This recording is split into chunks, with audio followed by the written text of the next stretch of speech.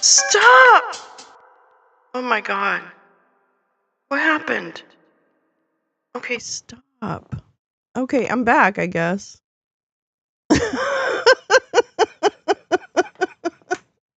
I don't know how this happened.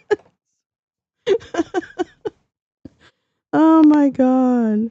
Oh, I just woke up. That was loud.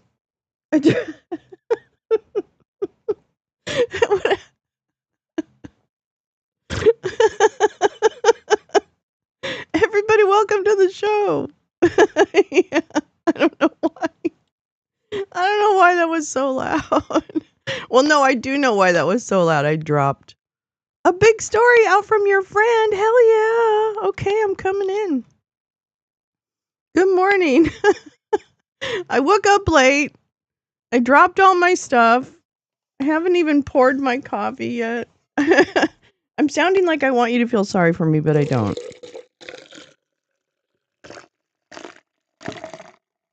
How come it only gets part of this? Well, let me get some coffee in me and then we'll tackle it. What do you mean, holy shit? I don't like that. The National Park Service removed Harriet Tubman from... What?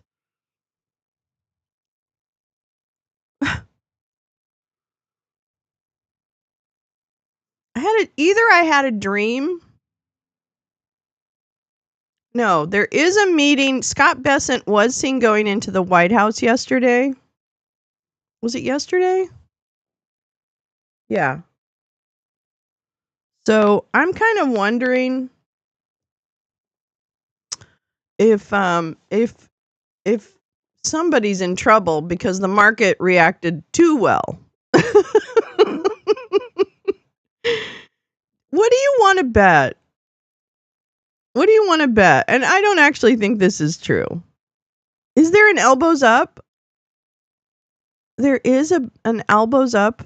Yeah, he golfed yet, but I thought late. No, Jane, trust me, you're not late, girl, darling. You're not late. You're not late. We're just here shooting the shit like we always do. The shocking far-right agenda behind the facial recognition tech used by the ICE and the FBI. Oh, boy. Thousands of newly obtained documents show that Clearview AI's founders always intended to target immigrants and the political left. Now their digital dragnet is in the hands of the Trump administration. Isn't does the little ginger Nazi have anything to do with Clearview? I'm misremembering, aren't I? Yes, elbows up against us. That's right. It's a big fight now. We used to like each other.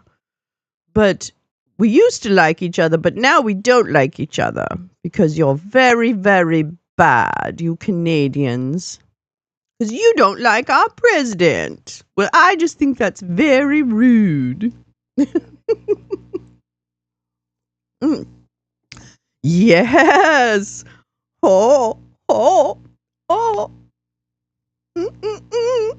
Little ginger Nazis running for the fences. Little ginger Nazis running all around. Little ginger Nazis, you can't get away with it forever. Little ginger Nazis, your dirty deeds will fail. Yeah, he is. The red Nazis, the little ginger Nazi's gonna fail. Charles Johnson, Chuck Johnson, chucklecuck, chucklefuck, Fuckelstruck, whatever you want to call him. Also mentioned is Daily Stormer Nazis, Chernovich, Milo, Yarvin, Teal. It's my favorite subject. The Nerd Reich. Good, we'll read that. Yeah, Harry, let me tell you. Something really struck me this weekend, and I have to think about it for a minute because I'm really tired. Hold on. Oh, my eyes are watering. Something really struck me this weekend when I was listening to news, and it was It was the way that okay. It was actually in a stupid chud chat, believe it or not. This was my aha moment. Well, it wasn't really an aha moment. I shouldn't say that. But it really did kind of bring some stuff home for me. Because I'm always trying to, like one of the things I always get asked on these stupid chats, and not asked, it's more like accused of, is like, you don't want to talk to any of us, Lolo, because you're scared. You're scared of talking to us about politics. And it's really not that I'm scared, because I feel very confident about my facts. It's the argument style that I can't get behind. All right. So let me set it up for you. Here's an example, real life example. Channel owner is talking about what the Doge thing is doing, right? Cutting fraud, waste, and abuse, right? So channel owner is talking about that. Chatter says something like, I'm glad they got rid of all the wasted money, kind of thing, or something, some declarative statement like, yeah, there was a lot of cheating or something involved in there's a lot of fraud, waste, and abuse, basically. And I said, I know, easily, I know, I was bored. This is my entertainment. This is my brain turn down. So it's a weakness. I realize that. It's an old habit, really. So when they, I went in like an idiot, and I normally don't, right? I normally don't. So when, I said, have you been involved in a USAID grant? Because I have, and every penny is accounted for. And furthermore, every project is thoroughly evaluated. Like, they have to set up an evaluation plan before they even get approved for the money. So there's nothing loosey-goosey about a government grant. There just isn't. There's nothing loosey-goosey about it. 100%. So I said that, and the person came back and she said something to the effect of, well, oh shit. Oh, because I said, no, they lied to you, that it's all fraud, waste, and abuse. And she said, well, isn't there probably some fraud, waste, and abuse in there? So it was a really interesting moment, because the argument for her wasn't that what I was saying could be right, which, is fine. The argument for her was that, oh, okay, they lied to us, but what about all the fraud, waste, and abuse? Wouldn't you want to do something about it? Wouldn't you want to do something about it? And so I stopped answering, because frankly, I knew what Muskie said, or what Easily said, which is, these people are not, there's no like intellectual exchange here. If I was hoping for an intellectual exchange, I knew I was coming disappointed. But what was really interesting to me, oh, thank you, Teresa. What was really interesting to me was just the way that this person kind of went to the point of this is, I'm not saying this right, but it's like argument structure, right? Like debate structure.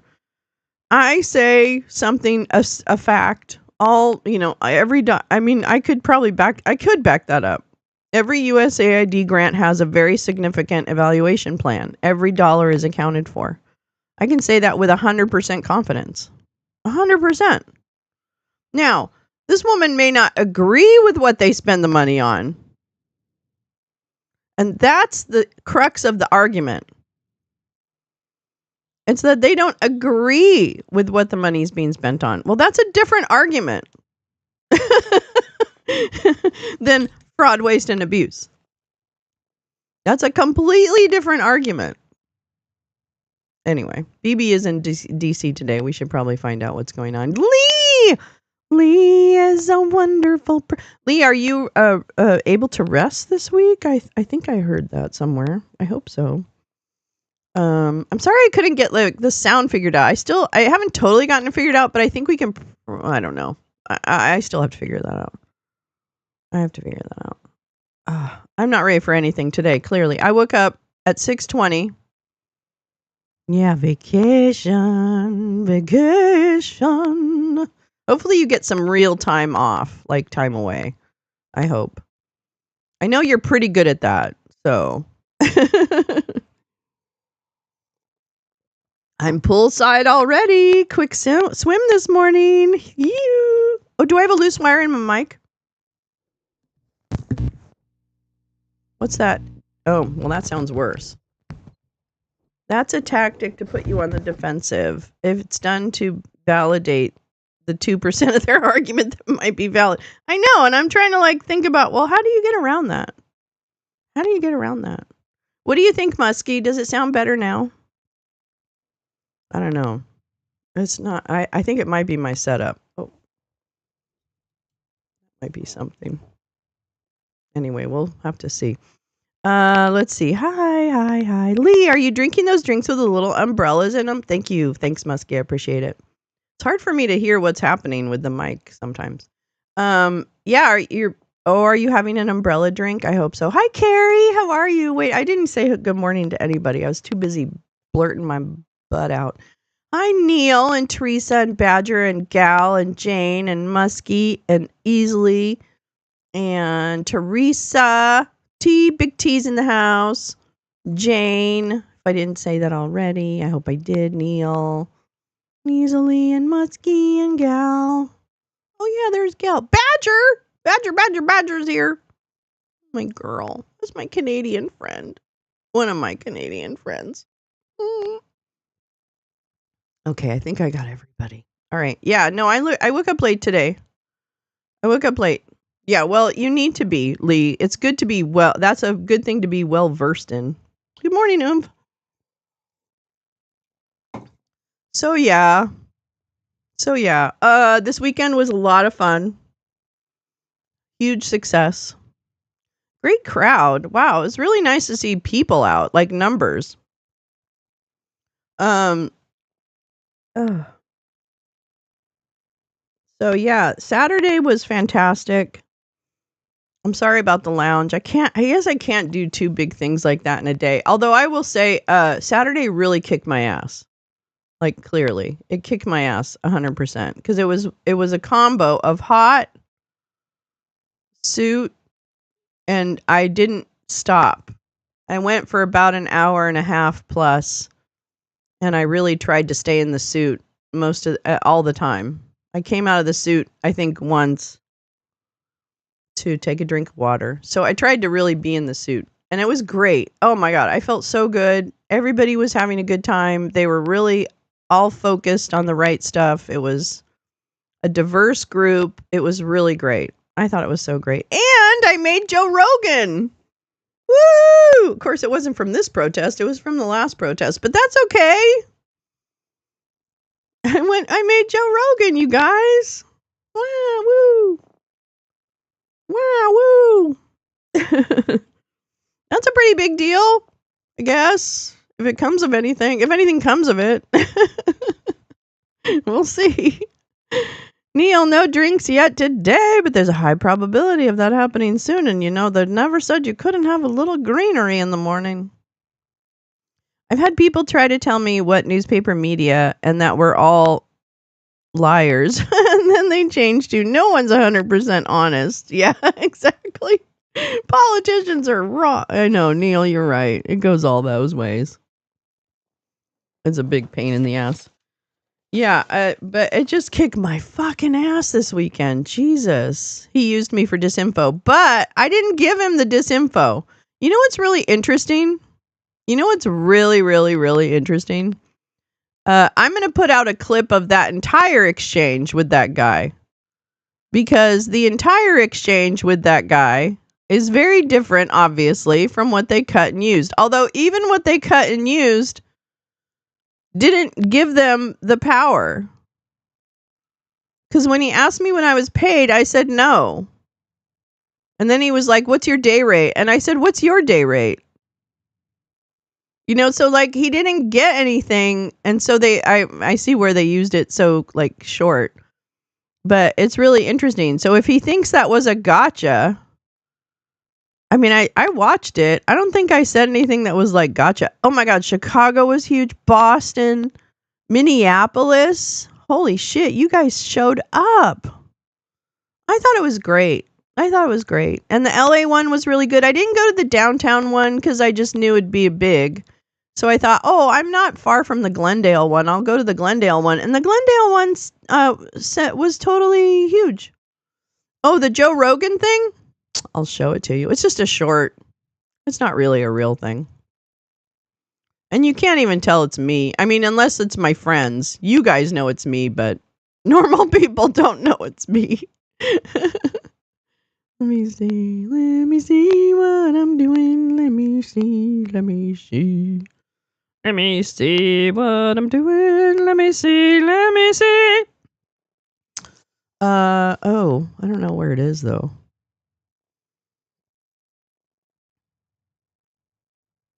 I'm not sure where to find it because I don't follow Joe Rogan. Wait, maybe I shared it on my Twitter. Hold on. No tariffs for penguins. Oh, here it is. Okay. J Rance did it. J Rance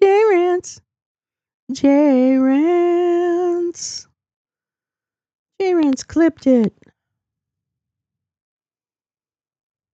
Na na na na na na na na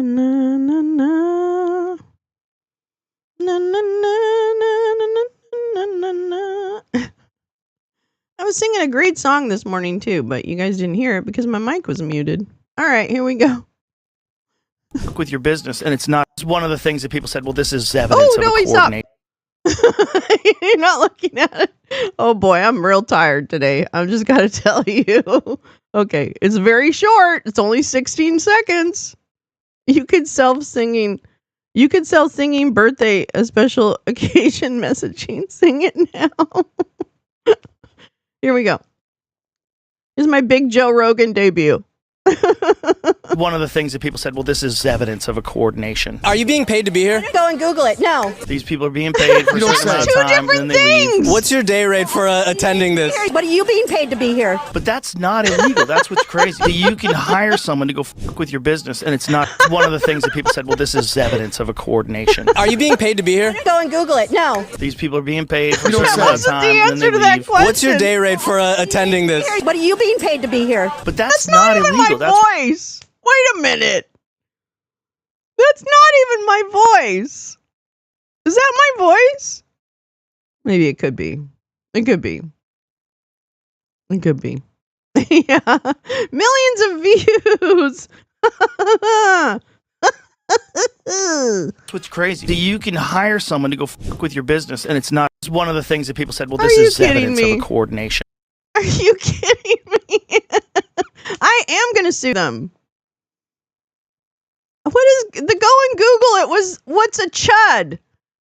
Oh my God, you guys, he asked me what's a chud, and I said go Google it. It did. They made it higher pitched. Oh my God. I'm going to put out a video with just the clip of my interaction with that Nimrod. Oh, the sing great song. Okay, well, I can't remember it now. Jane, I can't remember it now. It'll come back. Do I have my... I have my... Oh, fuck yeah, I do. Fuck yeah, I do. Yeah, I do. Fuck yeah, I do. I just want to see if I can quickly find it. I won't spend too much time trying to find it because it'll be a pain in the ass, but let me see if I can find it. It's the Tesla one, right? Where's the Tesla one? Where's the Tesla? There it is. Tesla takedown. Here we go. Let me see.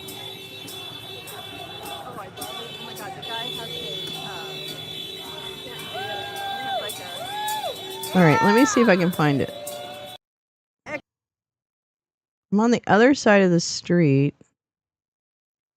I think I must have been pretty early. I'm not going to be able to find it.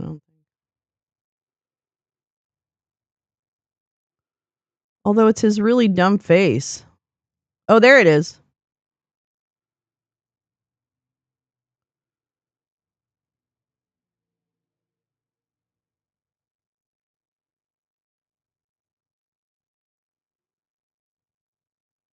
Oh, here we go.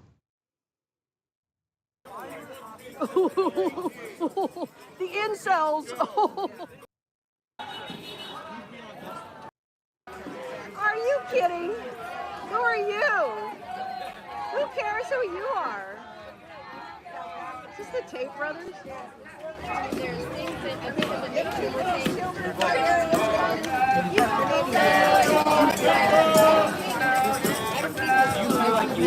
Sorry, I just want to get this on screen here. Thank you, Tamia. I was bugging this actress who's trying to fight with everybody.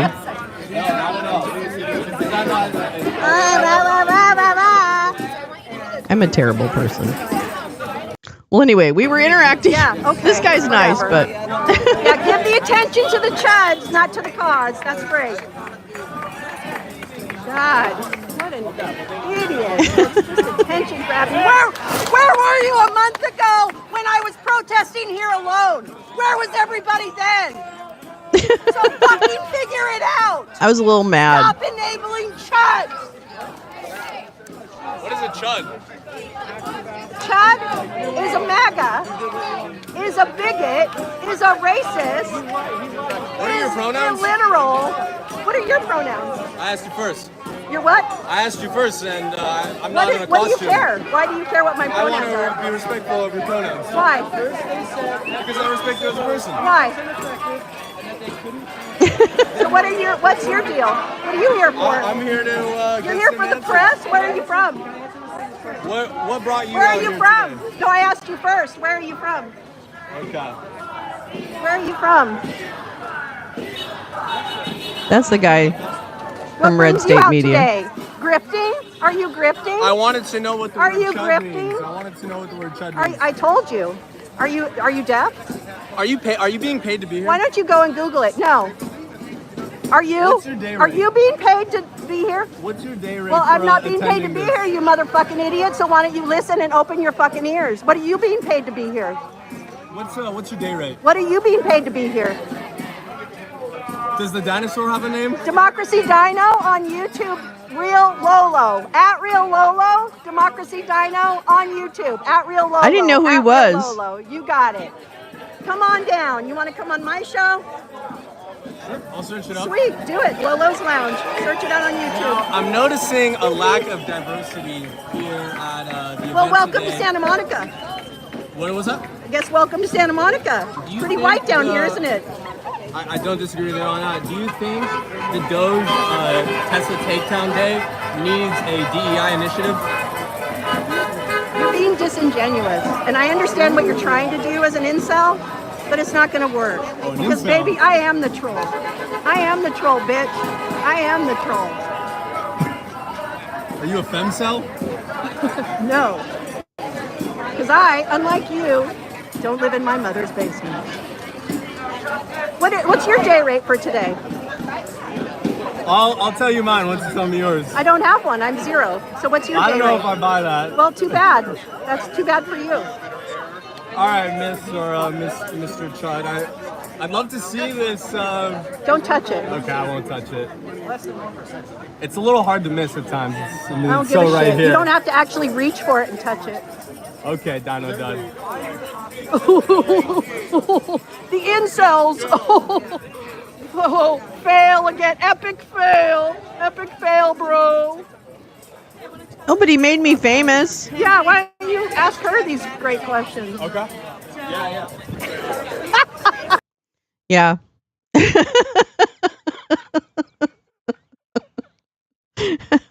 I removed the comma for slogan hearing. I am the troll bitch. I guess I'm not, because he actually works for like one and gets paid. I don't know. I'm just a bitch. I'm just an old bitch, okay? What can I say? What can I say? I can't. Well, anyway, that's what the real interaction was, okay? That's what the real interaction was. So, I don't know. It's a little bit different from what he portrayed. And he just stood there like a fucking... And he got so close. Oh my God. I did not get close to them. Trust me. Trust me, I did not get close to them. I put my camera in his face when he moved in closer, and I'm like, dude, what the fuck? That's right, old bitches for the win. Fuck, man, I don't have a lot to lose, okay? I don't really care what this guy thinks of me, but anyways, so that's the real interaction. There you go. Yeah. But it's true. Where were they when I was there 3 weeks ago? No one was there. Yeah, this woman who's like an actress or something, she just kept going around with that guy who was very nice talking to me. And she would just pick fights with the 2 or 3 chuds that was standing around the protest. And I'm like, why are you doing this? Why? Why do you care? Anyway, good morning. Sorry. But, yeah, let's read a little bit something. Gal, has shared something with us, and that's what I want. That's what I want. That's what I want. That a little bigger. Oh. Anyway, I want an old bitch shirt. Yeah, let's make old bitches. I'm an old bitch. Old bitches. Well, hopefully, I don't know, at least old bitches should at least do their part. That's what I think. Old bitches should just do their part. Yeah, I did not Red State Media, I couldn't even find them. But that guy's really bad. He's like really stupid, which is the good news. The good news is their journalists are all really dumb. So I guess that's good news. I enjoyed this is my resisting bitch face. Yeah, that was a good sign. Don't mess with the bee. Don't mess with this bee. Hi, GP. If people are being paid to hate Trump and Musk, the stock market wouldn't be collapsing. That's true. That's true. Yeah, the actress was on our side. But it was kind of a, I don't know. I don't know. I was just mad. Let's put it that way. I was just mad. Sometimes I just get mad. And I get pissy because she was like, shh, I'm trying to talk to him. Shh, I'm trying to talk to him. And I'm like, why? Why are you trying to talk to him? Why don't you put your really pretty self out there in the middle of the street and be like, yay, yay, yay, yay. No, I don't know. She was annoying. She was annoying. I was just a bitch. She's probably very nice. And she obviously cares. She was out there with a cameraman, but she was out there. Sometimes I have a cameraman too. Wait a minute. Uh-oh. I better be careful. I'm talking about myself. Oh my God. It was just one of those days. Oh, was anything happening today? God, you know what? I actually wrote stuff down. And oh yeah, she definitely had a hair and makeup person. She looked great. I mean, I wish I looked that good. I, however, was sweating in a dino suit. Another sign of Gal's talents. Info she shared last week finally made it into the trade media today. Yep. Always ahead of the curve. I'm telling you, that's what's kind of crazy. I did have a camera woman. You're right, Val. I have to admit it. I have a camera person too sometimes. It's true. I'm being hypocritical, Val. I'm being hypocritical. Totally. No, I need to. I caught myself. I know. I'm beating myself up over it. Don't worry. Let's see. Oh, at 1:00 today, there's a Save Act thing, the Rules Committee. I kind of want to watch that. Yeah, you know what I'm going to do, butterflies? I'm going to put a little, how they have those fans you wear around your neck? You have those little personal fans. I think I'm going to get one of those and see if it works. I think that. Yeah, my camera woman is Bobo. Yeah, my camera woman is my daughter. So she is actually unpaid. Yeah, she went to school to be a camera person, so she better be good, okay? Those camera skills better be fan-fucking-tastic. Oh my god.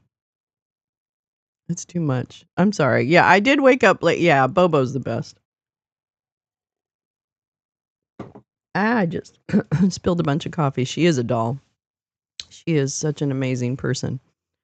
Those neck fans, yeah, I think I'm gonna get one. I think that's good. Yeah, which info was that?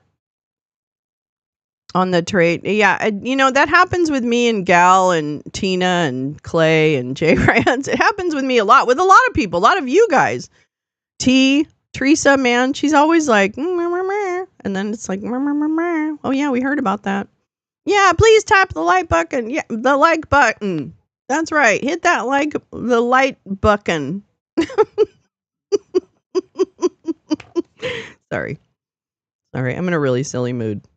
I guess I'm more exhausted. I came home. I was like, okay, well, maybe we'll show a movie Saturday night on Discord. Fell asleep. Exhausted. Just like too old to do this. No, actually, it was really hot on Saturday. It was a lot hotter than I thought it was going to be. And yeah, it was definitely, I was like exhausted. So, because I'm older. I'm not a young chicken. I know, I want to watch the Save thing. We're going to do that. I'm going to probably come back for a second wake, a twice baked, because it's at 1:00. So probably do it that way. Tariff trade info. I thought that trade media was another way to say corporate media. Well, that's true in many ways. I want to see, hold on, let me just see. So curious to see if Scott Bessent or anybody has to walk back their shit.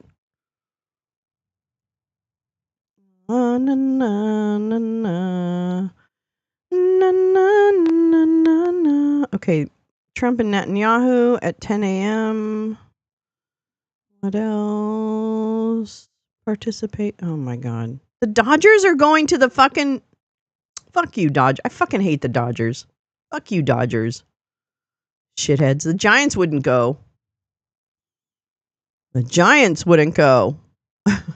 Tell you that. I do have some clips to play today about Howard Lutnick and all that stuff, just so we can laugh at him. But other than the BB thing, today on Forbes, that's not it.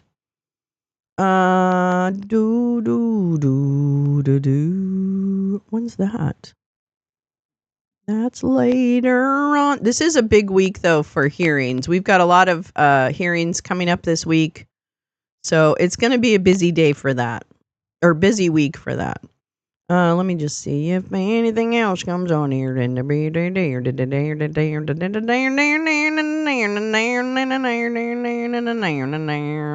Okay.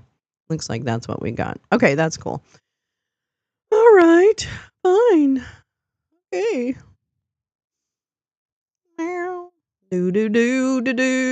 Oh, that's what the song was. It's probably a rip off of another song.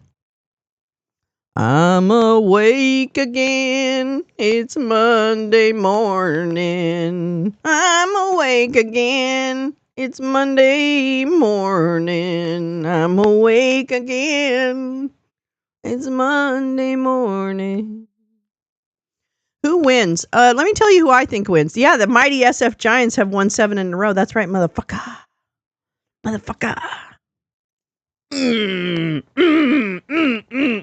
Carla's attacking you on Discord? Oh my god, I gotta get in there. Clean it up. Clean her up. Muskie, Dollar Tree Jane. Dollar Tree, yeah. That's a good point. Muskie, it took me a minute.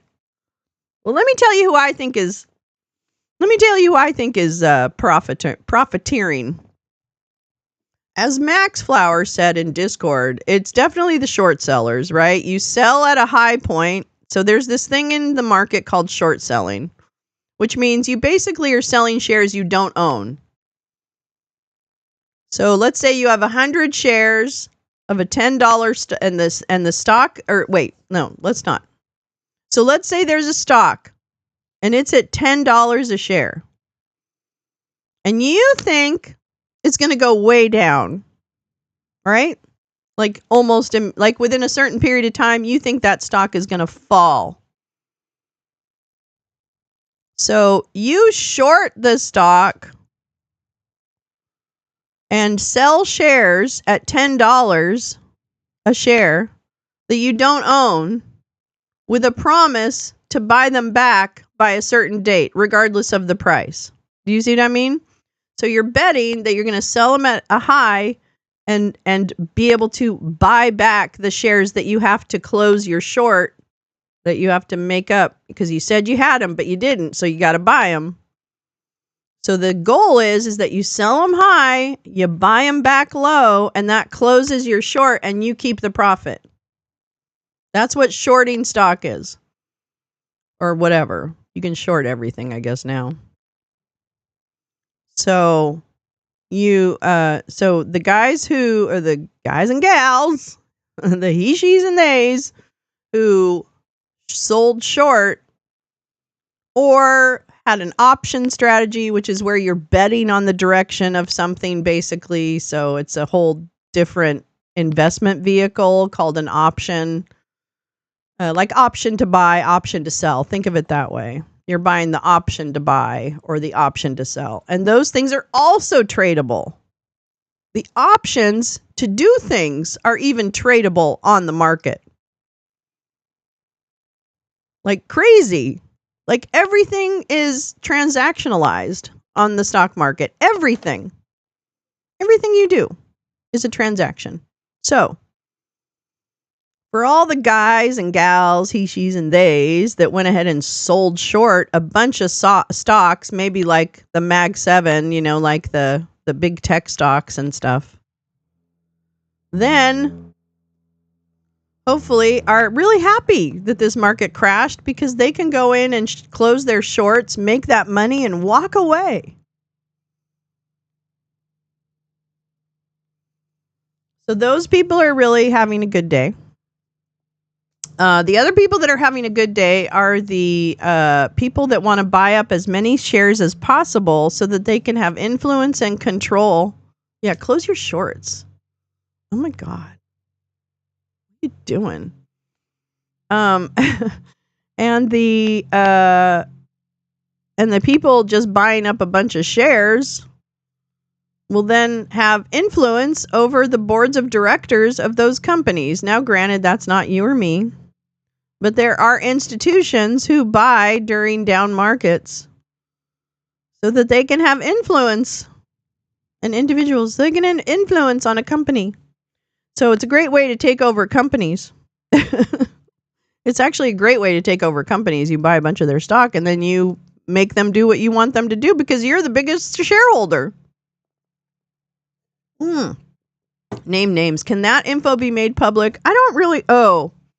Yeah, you could probably find, in fact, the SEC should be looking at who's trading based on information. But I don't think we have an SEC anymore. I'm pretty sure we don't have one anymore. So that might not be it. Yeah. Yeah, that's a problem. When you get rid of the people who were actually keeping track of shit, then there isn't really any. Yeah. I think the SEC is, or if they haven't said peace out, they're in the process of packing their bags. Let's put it that way. They did the same shill the first time. Threatened tariffs on auto parts in 2019, shelved them after the stock market reaction, dusted them off to use now, 6 years later. Oh my God, Lee, that's brilliant. Social Security has the list of short sellers. Just call your local office.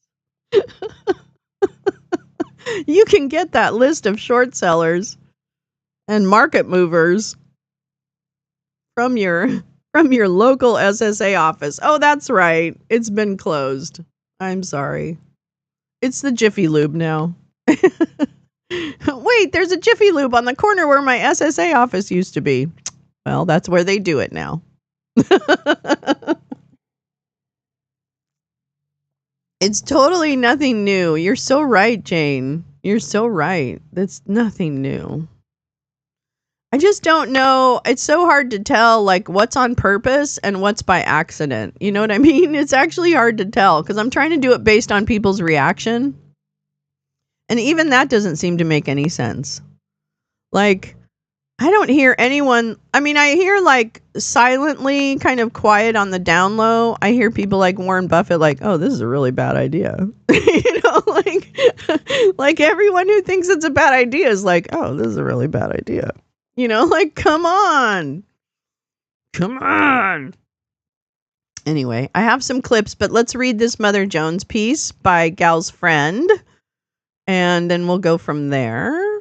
I'm excited. You're Scott Bessent, shaking like a leaf. I know, I'm going to probably show that one too. I have a bunch of clips of Howard and everybody trying to tell you it's going to be okay. Exactly the people, the last face you would see before the dorm rape is trying to tell you it'd be okay. I'm sorry. That's really what it feels like, okay? I'm going to tell you right now. Can you look at this face? Wait, hold on. Can you look at this face and tell me that that's not the last face you see before it all goes dark? Oh, wait. Shit. Oh, that's not the one. No, Tim, not yours. Not your face, idiot. Hold on. This one. The one above. This Howard Lutnick. You're telling me that that's not the last face you see before something really bad happens to you in a college dorm room? Are you kidding me? All right, butterflies. Yeah, eek is right. Yeah. I don't make the rules. Okay. Here we go. Let me move this over here so I can read it. Our public broadcaster reported that the American age is over and it will adversely affect Americans the most. That's probably true. I mean, you know, I don't know. I tend to not like, I hesitate to classify anything as the downfall. I think it's the next step in the evolution. You know what I mean? It's just a different age of America. And right now we're going through the bad middle part. And I really hope that we can then emerge as a different country, but still have some of the same, you know, whatever the good stuff was. But I don't think, you know, just listening to a lot of this trade context the last few days, the last week, I think it's just a very complicated process, and these morons are trying to take a sledgehammer to something that's a lot more nuanced. And yeah, I mean, but I think that's just humankind, GP. I really do. I think that that's humankind. And I think that there are enough, I will say, I think the people are rising here. I do. I think the people are rising. And I think what will come out of it with is a little better than it was before. And the reason I believe that is because I think from a historical process, and I'm not a historian, so I apologize for acting like I'm a historian, but I'm not, is that I think as a nation or whatever, a group of people, you go through this certain time and it's like a whiplash. But then it comes back to a moderation, wherever the moderation might be. And then it kind of evolves from there. So it's still very flawed and very human. But I do think kindness in some ways can persevere. I mean, I guess I have to believe that. But I am encouraged, being out and being around people who are also like upset. I'm seeing more and more upset people, and that's a difference. Because when I was out before, I didn't see a lot of angry people. You know what I mean? I didn't see a lot of angry people. And now I see a lot more angry people. So I think that will win. It still won't be perfect, right? Because there's still innate biases. There's still systemic racism in this country. There's still, some very deep flaws. Yeah, it's a dead cat bounce. Yeah. Well, they're buying the dip. Yeah. Oh my God. Yeah. Yeah, because we're human, it can't be because we're human, it can't be perfect. And people have a big sense of self-preservation. And so when a group of people have a sense of self-preservation, if they want that so that they can subjugate other humans, that's a bad thing, right? Like, so again, we kind of move in evolutionary terms. And I really hope that we evolve to a better place where we are, where freedom really means that everyone is free. And I mean everyone. And I mean free from chuds making comments about how gay people need to, keep quiet. Freedom in the way that families undergoing gender transition with a child, a young person in their lives, that we stop fucking commenting on that and only be there to support. That's freedom. That's freedom. That's right.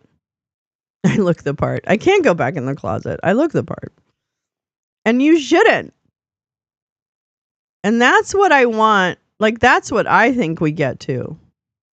That's true freedom to me, is that everybody is really able to express themselves in ways that aren't violent or full of hate.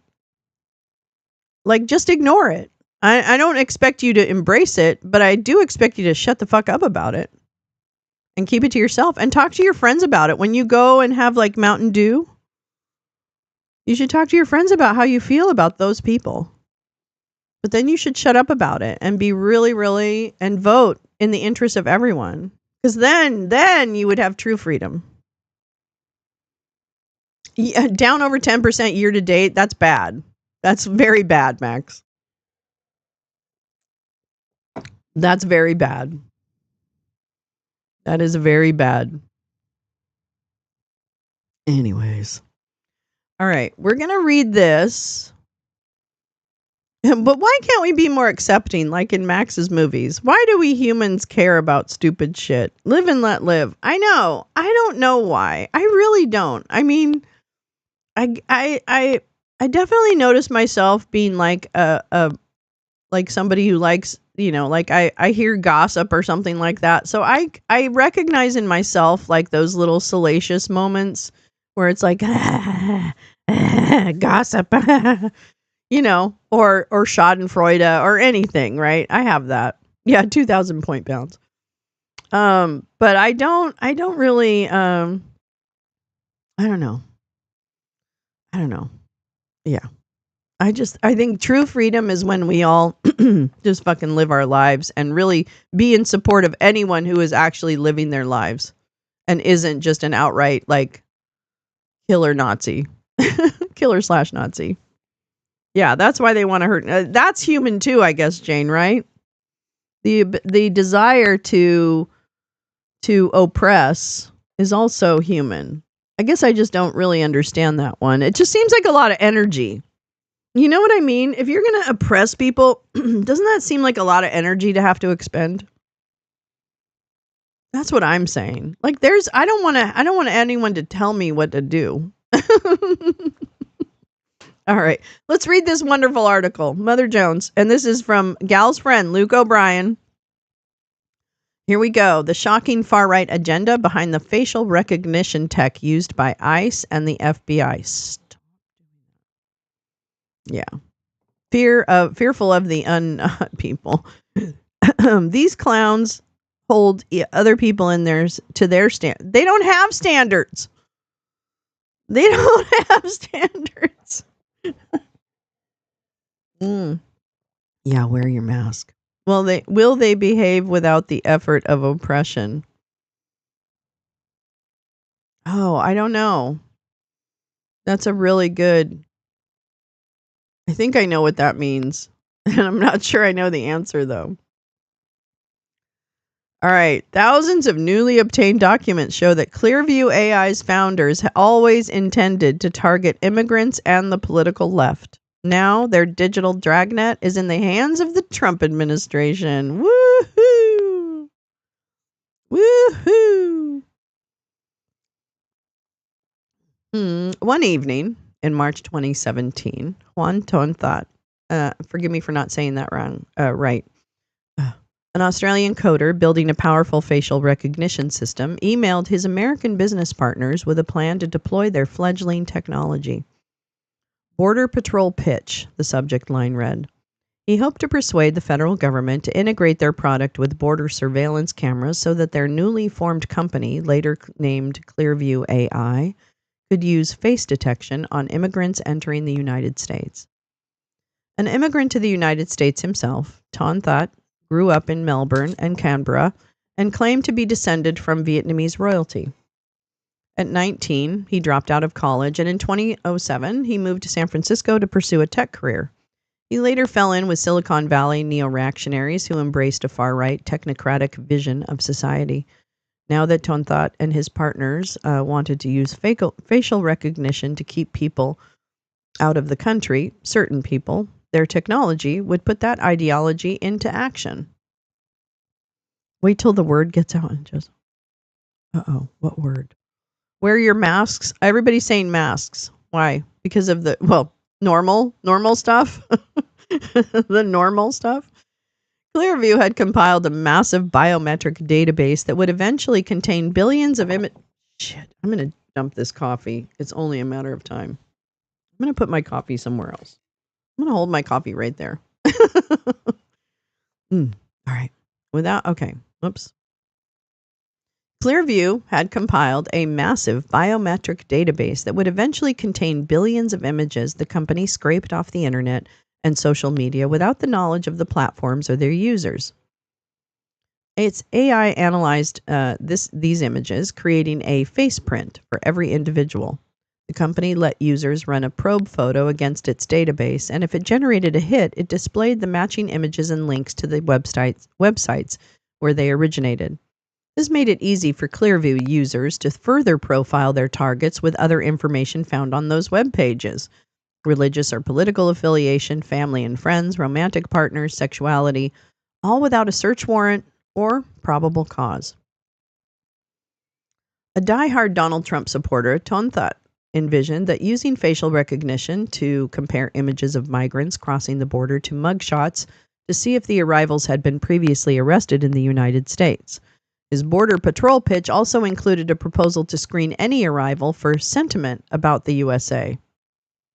Here, Tontat appeared to conflate support for the Republican leader with American identity, proposing to scan migrants' social media for posts saying, "I hate Trump" or "Trump is a puta," and targeting anyone with an affinity for far-left groups.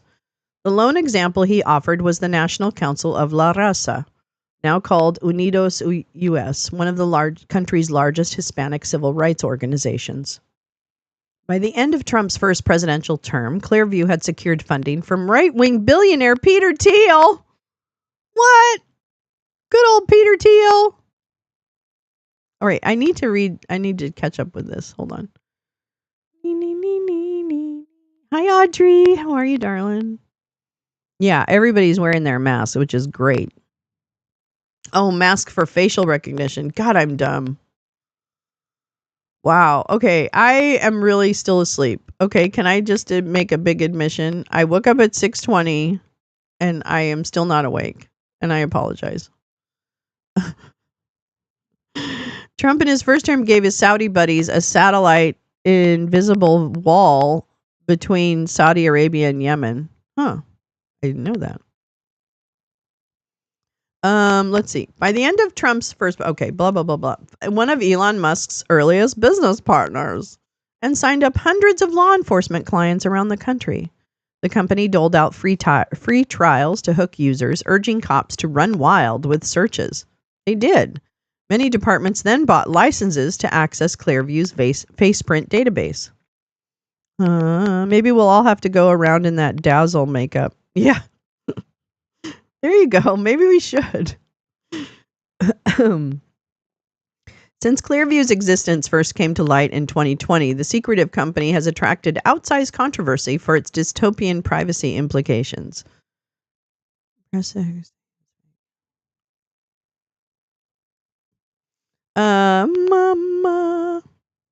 Corporations like Macy's allegedly use Clearview on shoppers, according to legal records. Law enforcement has deployed it against activists and protesters, and multiple government investigations have found federal agencies' use of this product failed to comply with privacy requirements. Oh, but wait a minute. I thought they didn't want to, do anything to Americans. Aren't they always talking about Americans' privacy? Oh my God. I need to cough. I haven't even had any weed yet. Okay.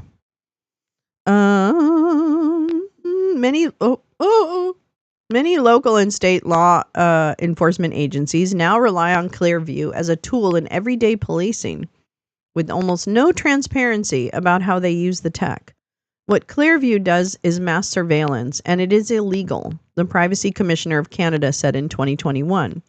In 2022, the ACLU settled a lawsuit with Clearview for allegedly violating an Illinois state law that prohibits unauthorized biometric harvesting.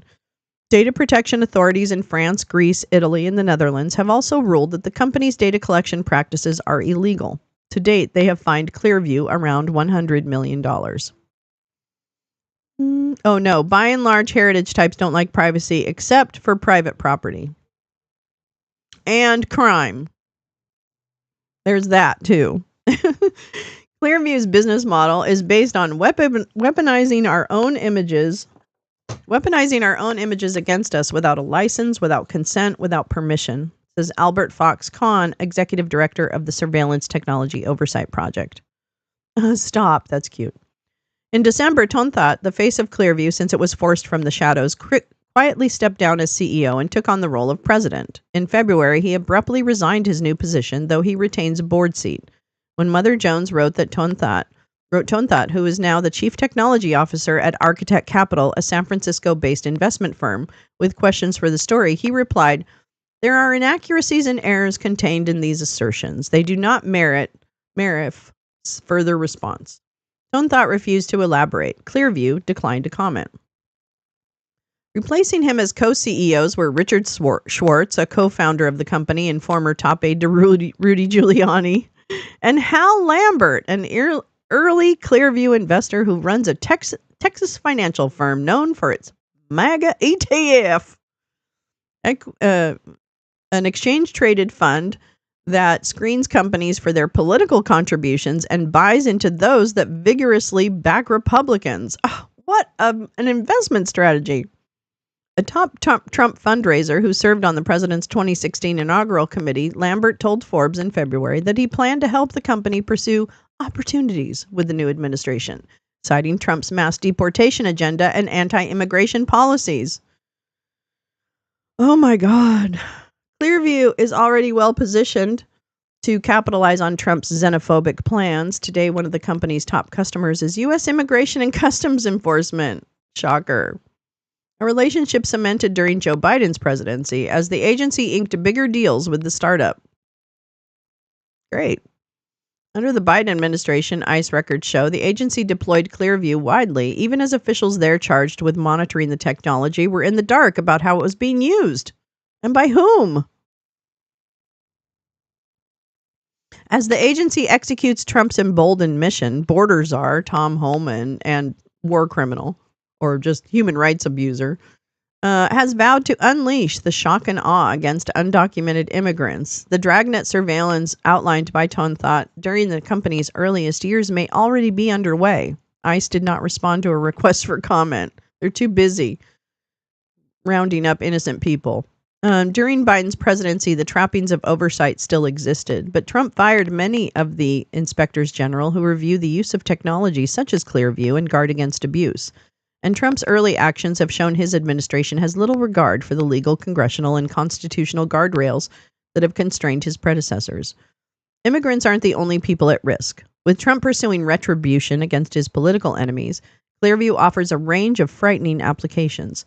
It creates a really disturbingly powerful tool for police that can identify nearly every person at a protest or reproductive health facility or a house of worship with just photos of those people's faces, says Khan. No federal laws regulate facial recognition. And many federal agencies have deployed Clearview for years with little accountability.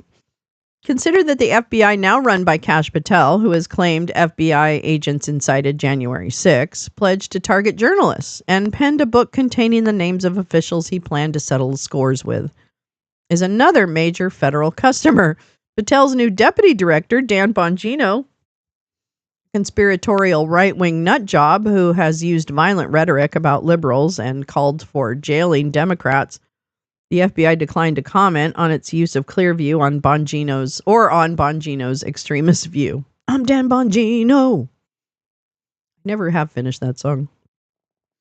Sorry, my eyes watering. I have reported on Clearview for years. This story, based on interviews with insiders and thousands of newly obtained emails, texts, and other records, including internal ICE communications, provides the fullest account to date of the extent of the company's far-right origins and of the implementation of its facial recognition technology within the federal government's immigration enforcement apparatus. It reveals how Tonthot, who obsessed over race, IQ, and hierarchy, solicited input from eugenicists and right-wing extremists while building Clearview, and how, from the outset, he and his associates discussed deploying its tech against immigrants, people of color, and the political left. All told, this new reporting paints a chilling portrait of an ideologically driven company whose powerful surveillance technology is now in the hands of the Trump administration, as it bulldozes democratic institutions and executes an authoritarian takeover. See if they match any mugshots. Tonthot knows better than most how a picture posted online can come back to haunt you. As Clearview took off, he was confronted with a snapshot from his past that clashed with his effort to present himself and his company as apolitical. It showed him partying on election night in 2016 with far-right activists in MAGA hats.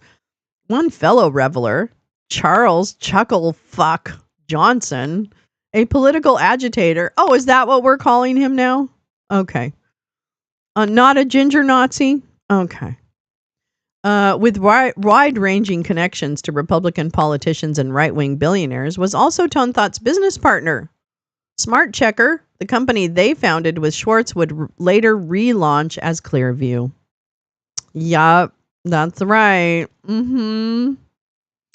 Chuck Johnson, ginger Nazi, co-founded the company that became Clearview. Yep, he did.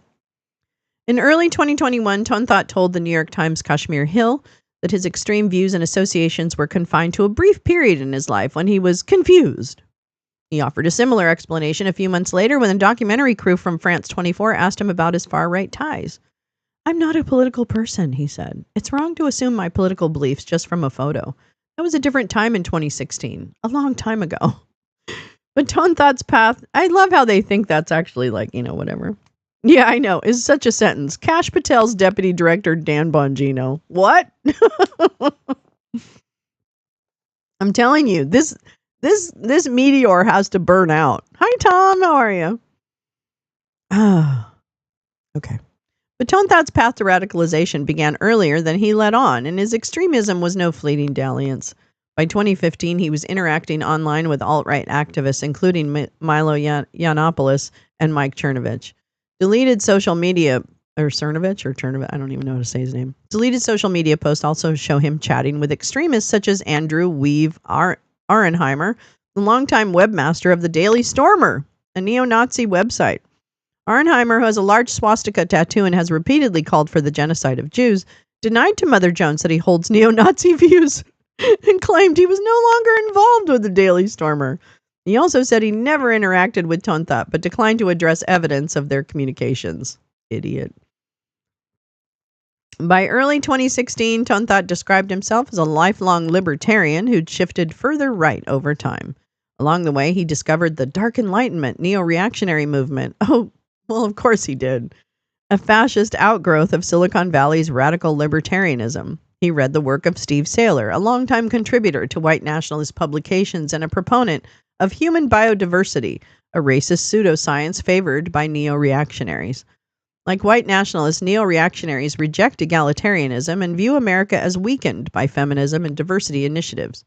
But they make room within their elitist hierarchy for Jewish, Asian, and gay men, demographics conveniently common in Silicon Valley's leadership class. Neo-reactionaries consider themselves a high-Q natural aristocracy, new sphere, and long for a corporatist strongman, a CEO monarch, to usher in what Thiel calls a futuristic version of the past, one in which technocrats rule as an ennobled caste. They view technology as the engine to remake society on their terms, an ambition that Thiel has never disguised. Quote, "We were going to use technology to change the world, to overturn the monetary system," Thiel said in 2010, explaining the impetus for PayPal, the e-payment company he founded with Musk. The basic idea was that we could never win an election because we were in such a small minority. But maybe you could actually unilaterally change the world without having to constantly convince people and beg people and plead with people who were never going to agree with you through a technological means. Thiel did not respond to questions. As Tone Thought I am definitely going to knock this over. As Tone Thought radicalized, he grew friendly with Curtis Yarvin. Demented mold bug? Are you kidding? An intellectual muse. Man, nice words. To Thiel, Vice President J.D. Vance, and other prominent right-wingers. Tone Thought that Yarvin was brilliant and spoke often and admiringly of Curtis, one source told me. The godfather of neo-reaction in America, Yarvin, who did not respond to questions, believes democracy is a dangerous, malignant form of government and has argued for a soft coup. He got it. And a purge of civil servants in favor of political loyalties. He got that too. This butterfly revolution, as Yarvin called it in 2022, looks eerily similar to Trump and Musk's blitzkrieg against the federal bureaucracy. Hello, everyone! Wait, wasn't that smart checker or spot checker? If the latter, I know attorneys who've been on there. Oh, I did not know. Let's see. Neo-reaction also led Tone Thought to Johnson, a Thiel confidant who ran a far-right site called Got News that published dirt on black victims of police violence and Black Lives Matter protesters. Yep, that's right. Chucklecuck Johnson, the ginger Nazi. Except no mass fifth column of gray men. Let's see. Okay. And Black Lives Matter protesters. Am a reader of yours. Like your work, Tone Thought wrote Johnson in May 2016, asking to be added to a Slack group Johnson had set up around a different project he had launched, WeSearcher, a crowdfunding platform that raised money for neo-Nazis and far-right causes. What's the problem? The Slack group was on an online watering hole for a like-minded crowd, according to Peter Duke, another business partner of Johnson's at the time, who participated in the chat and who described it to France 24 in unaired footage. When you get to a point where you understand that democracy is fake and you have to think about different frameworks for the way that people are going to be ruled, he said, what we all had in common when we met was that we thought neo-reactionaryism was an interesting idea. The United States of America was founded on the idea that all men are created equal. And Curtis simply asked a question, and as I remember it, what if they're not? What do you do? How do you govern that? And that's what we talked about all the time. Duke declined to answer questions. Vartika Sharma. Tone Thought and Johnson quickly bonded. They brainstormed alt tech ideas, and a few months later, in early 2017, launched Smart Checker, Clearview's predecessor. Tone Thought also got to know Duke and other radicals associated with Johnson, including Marko Jukic. I'm so sorry I don't know how to say these names. I really apologize. Oh, wait. Spot Checker. Okay. Let's see here. They also got to know Duke and other, including Marko Jukic, Jukic? I don't know. A self-described extremist Catholic traditionalist who once argued that diversity is, quote, corrosive to civilization. Tyler Bass, a white nationalist who, according to his former girlfriend, attended the Unite the Right rally in Charlottesville, Virginia, and far-right influencer Douglas Mackey. Oh boy, who used a pseudonymous, I don't know how to say that. Pseudonymous social media persona to disseminate Nazi propaganda and advocate for global white supremacy.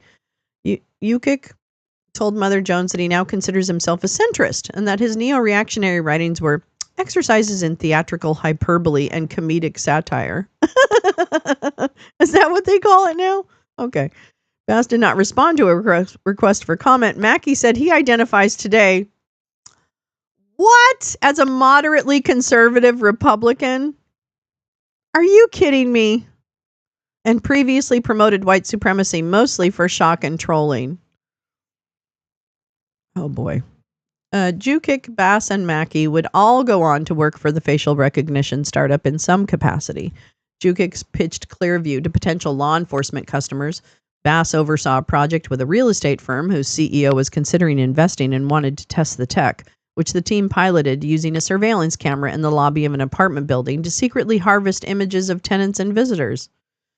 Mackey, who was later convicted of federal election interference for trying to dupe women and people of color into voting by text, did contract work for Clearview's predecessor firm and briefly handled outreach to political clients interested in using what company promotional materials characterized as unconventional databases for extreme opposition research. In 2020, while reporting on Clearview for HuffPost, I contacted the company to ask about Jukic and Bass's roles. Clearview parted ways with both soon after.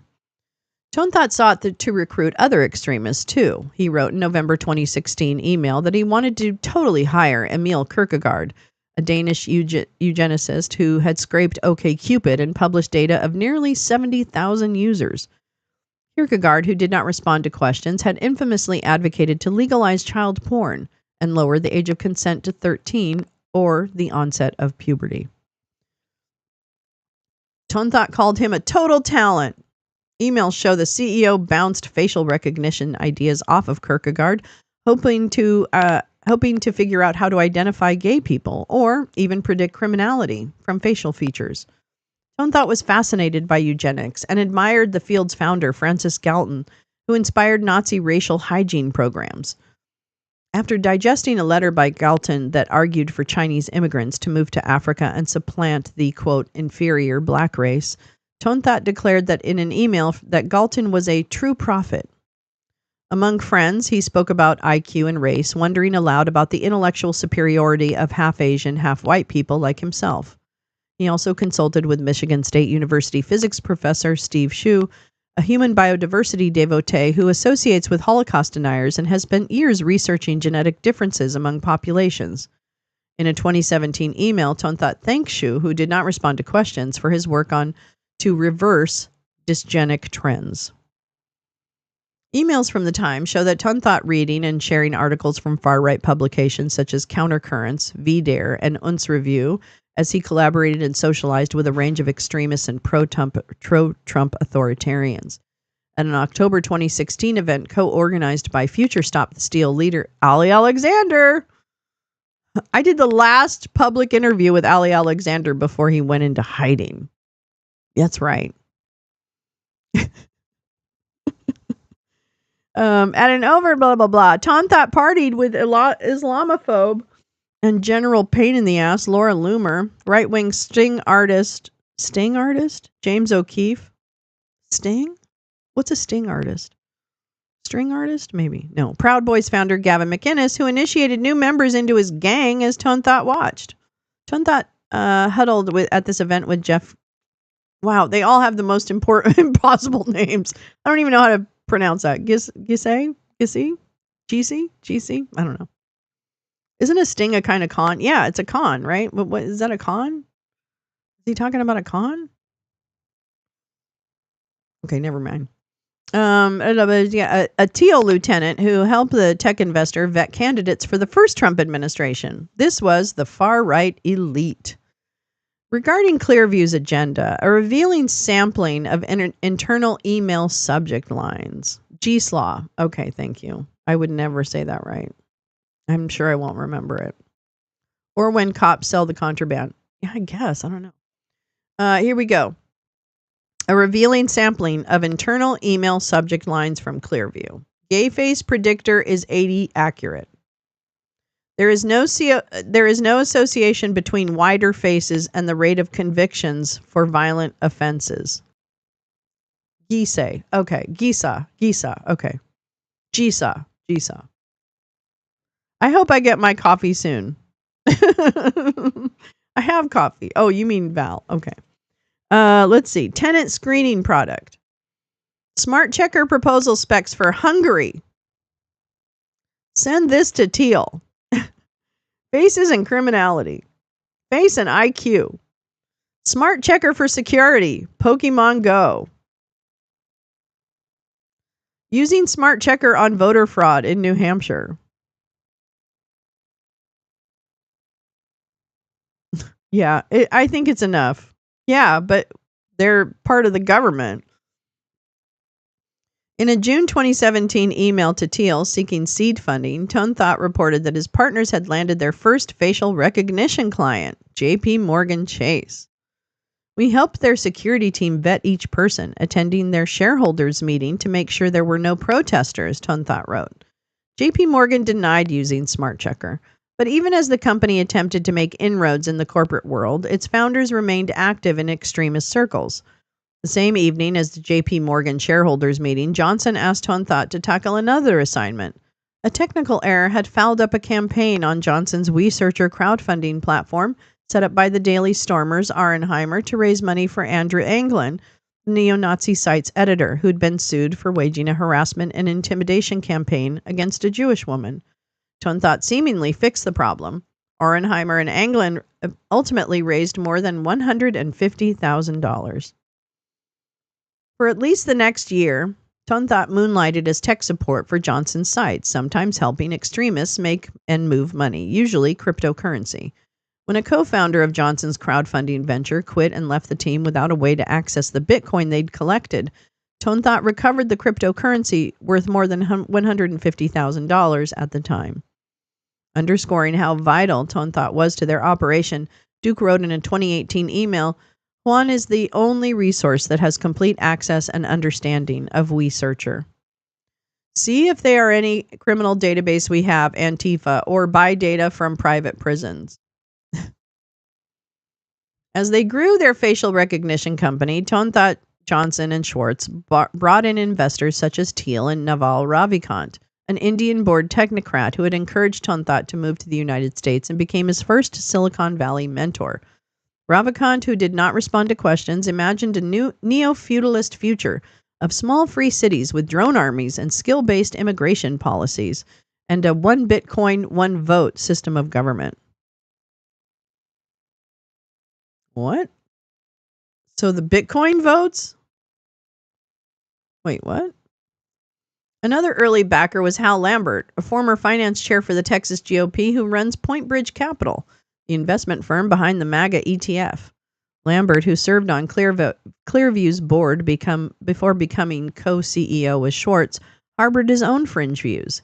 He claimed George Floyd protests had turned into George Soros-funded riots on social media and passed around a screed about how Floyd died from drug-induced cardiopulmonary arrest.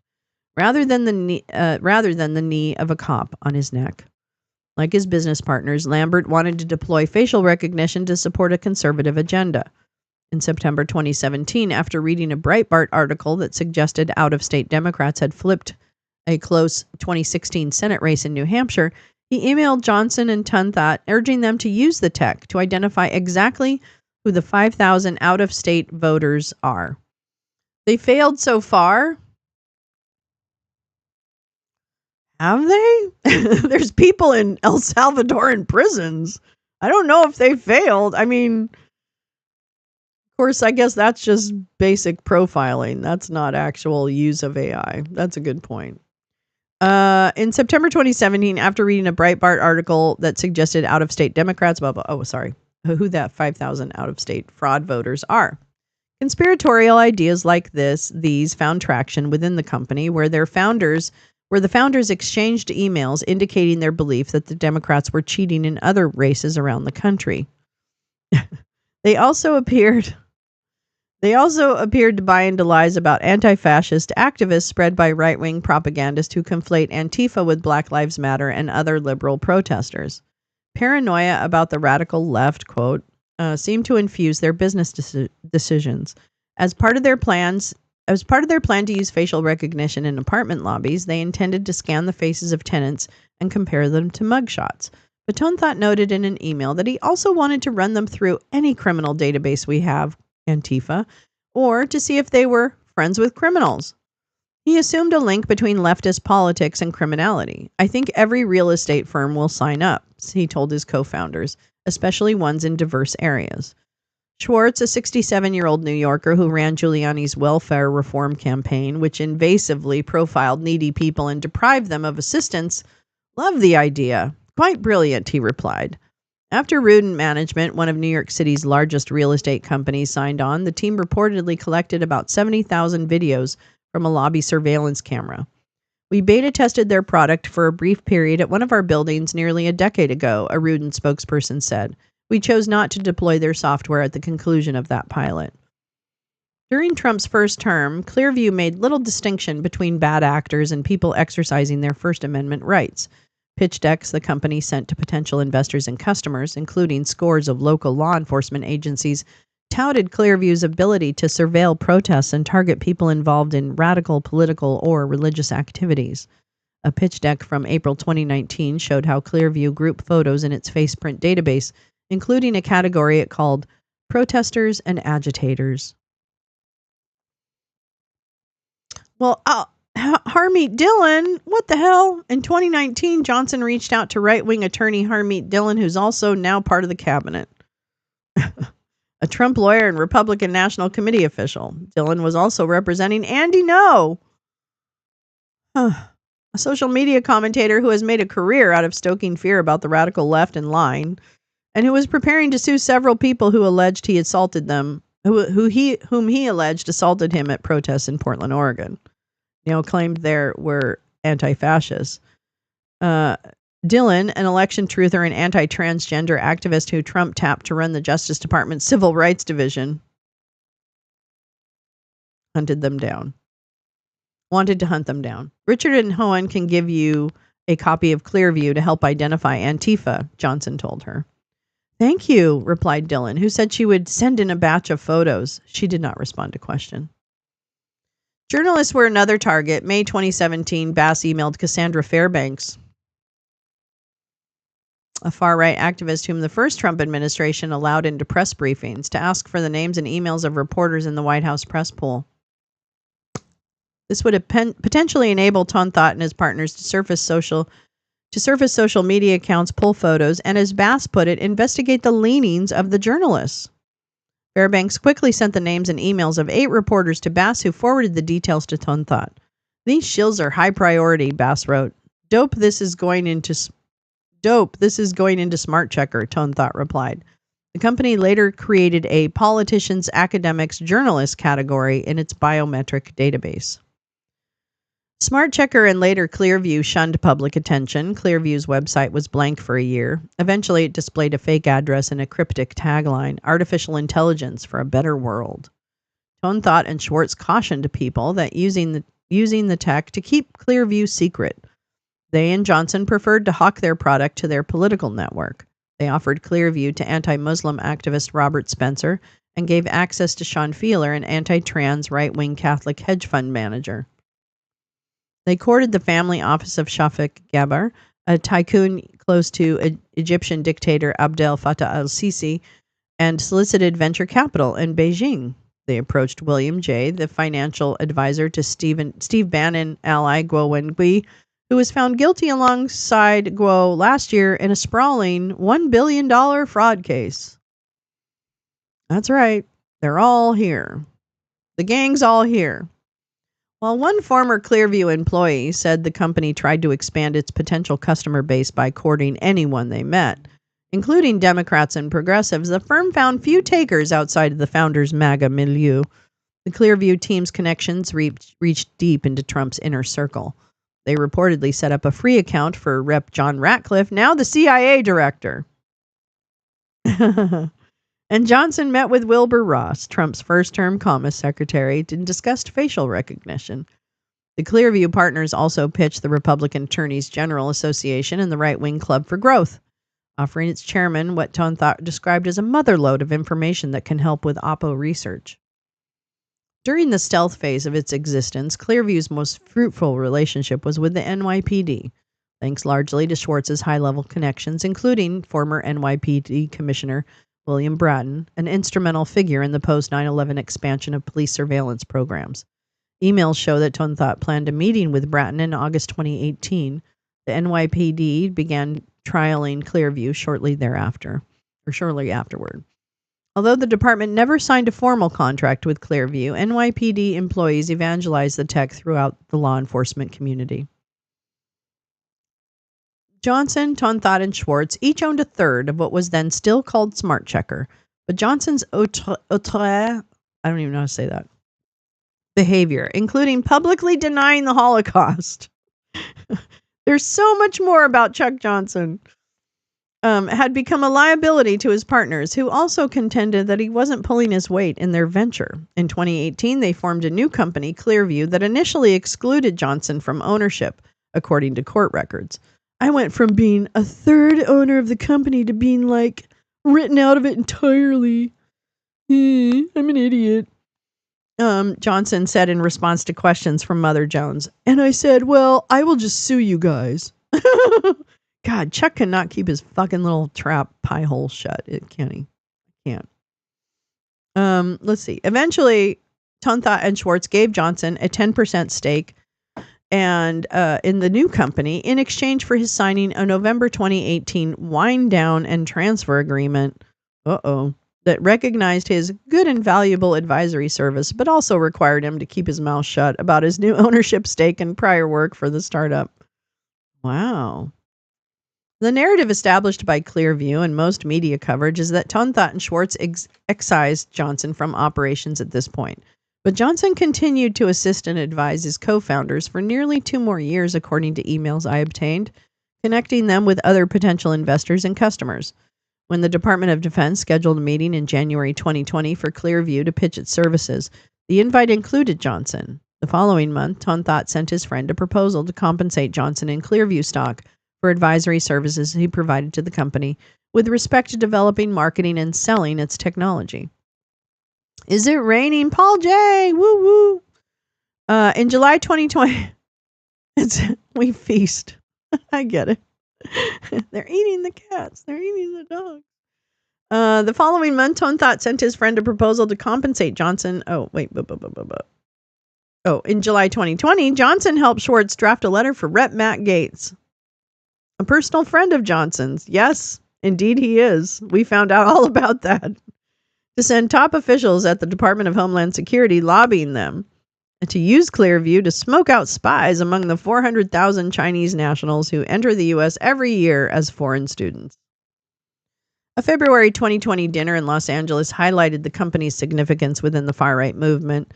The dinner was one in a series of neo-reactionary salons Johnson arranged for, quote, young men of ability and distinction to talk about controversial or provocative topics openly without fear of reprisal.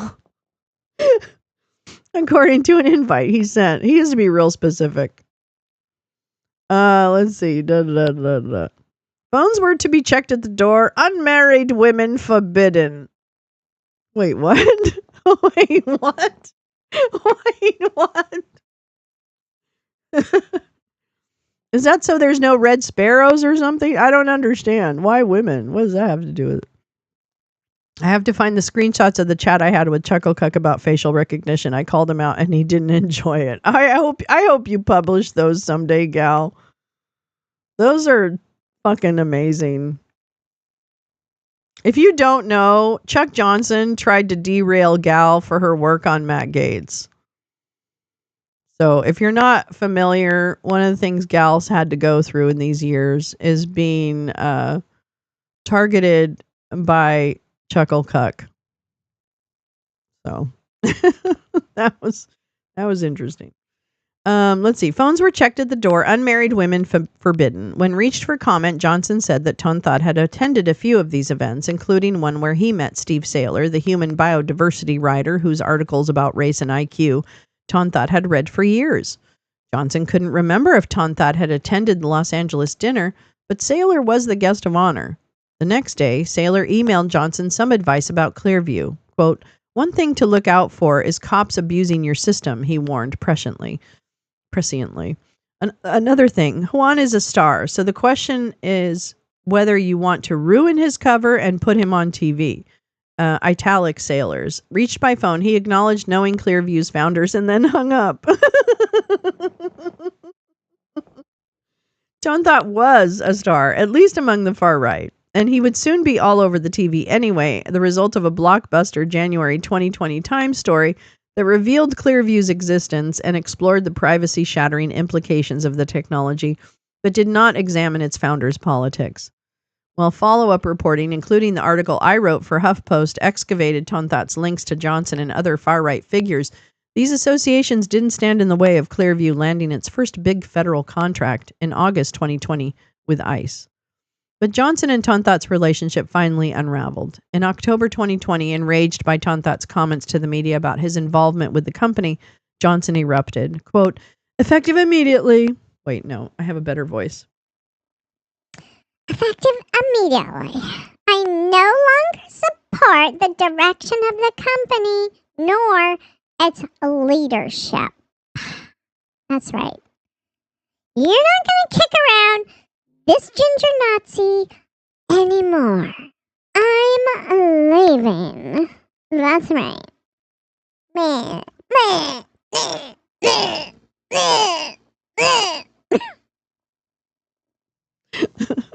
Sorry. Okay. He emailed Tonthot, Schwartz, and Lambert. It was a bitter parting.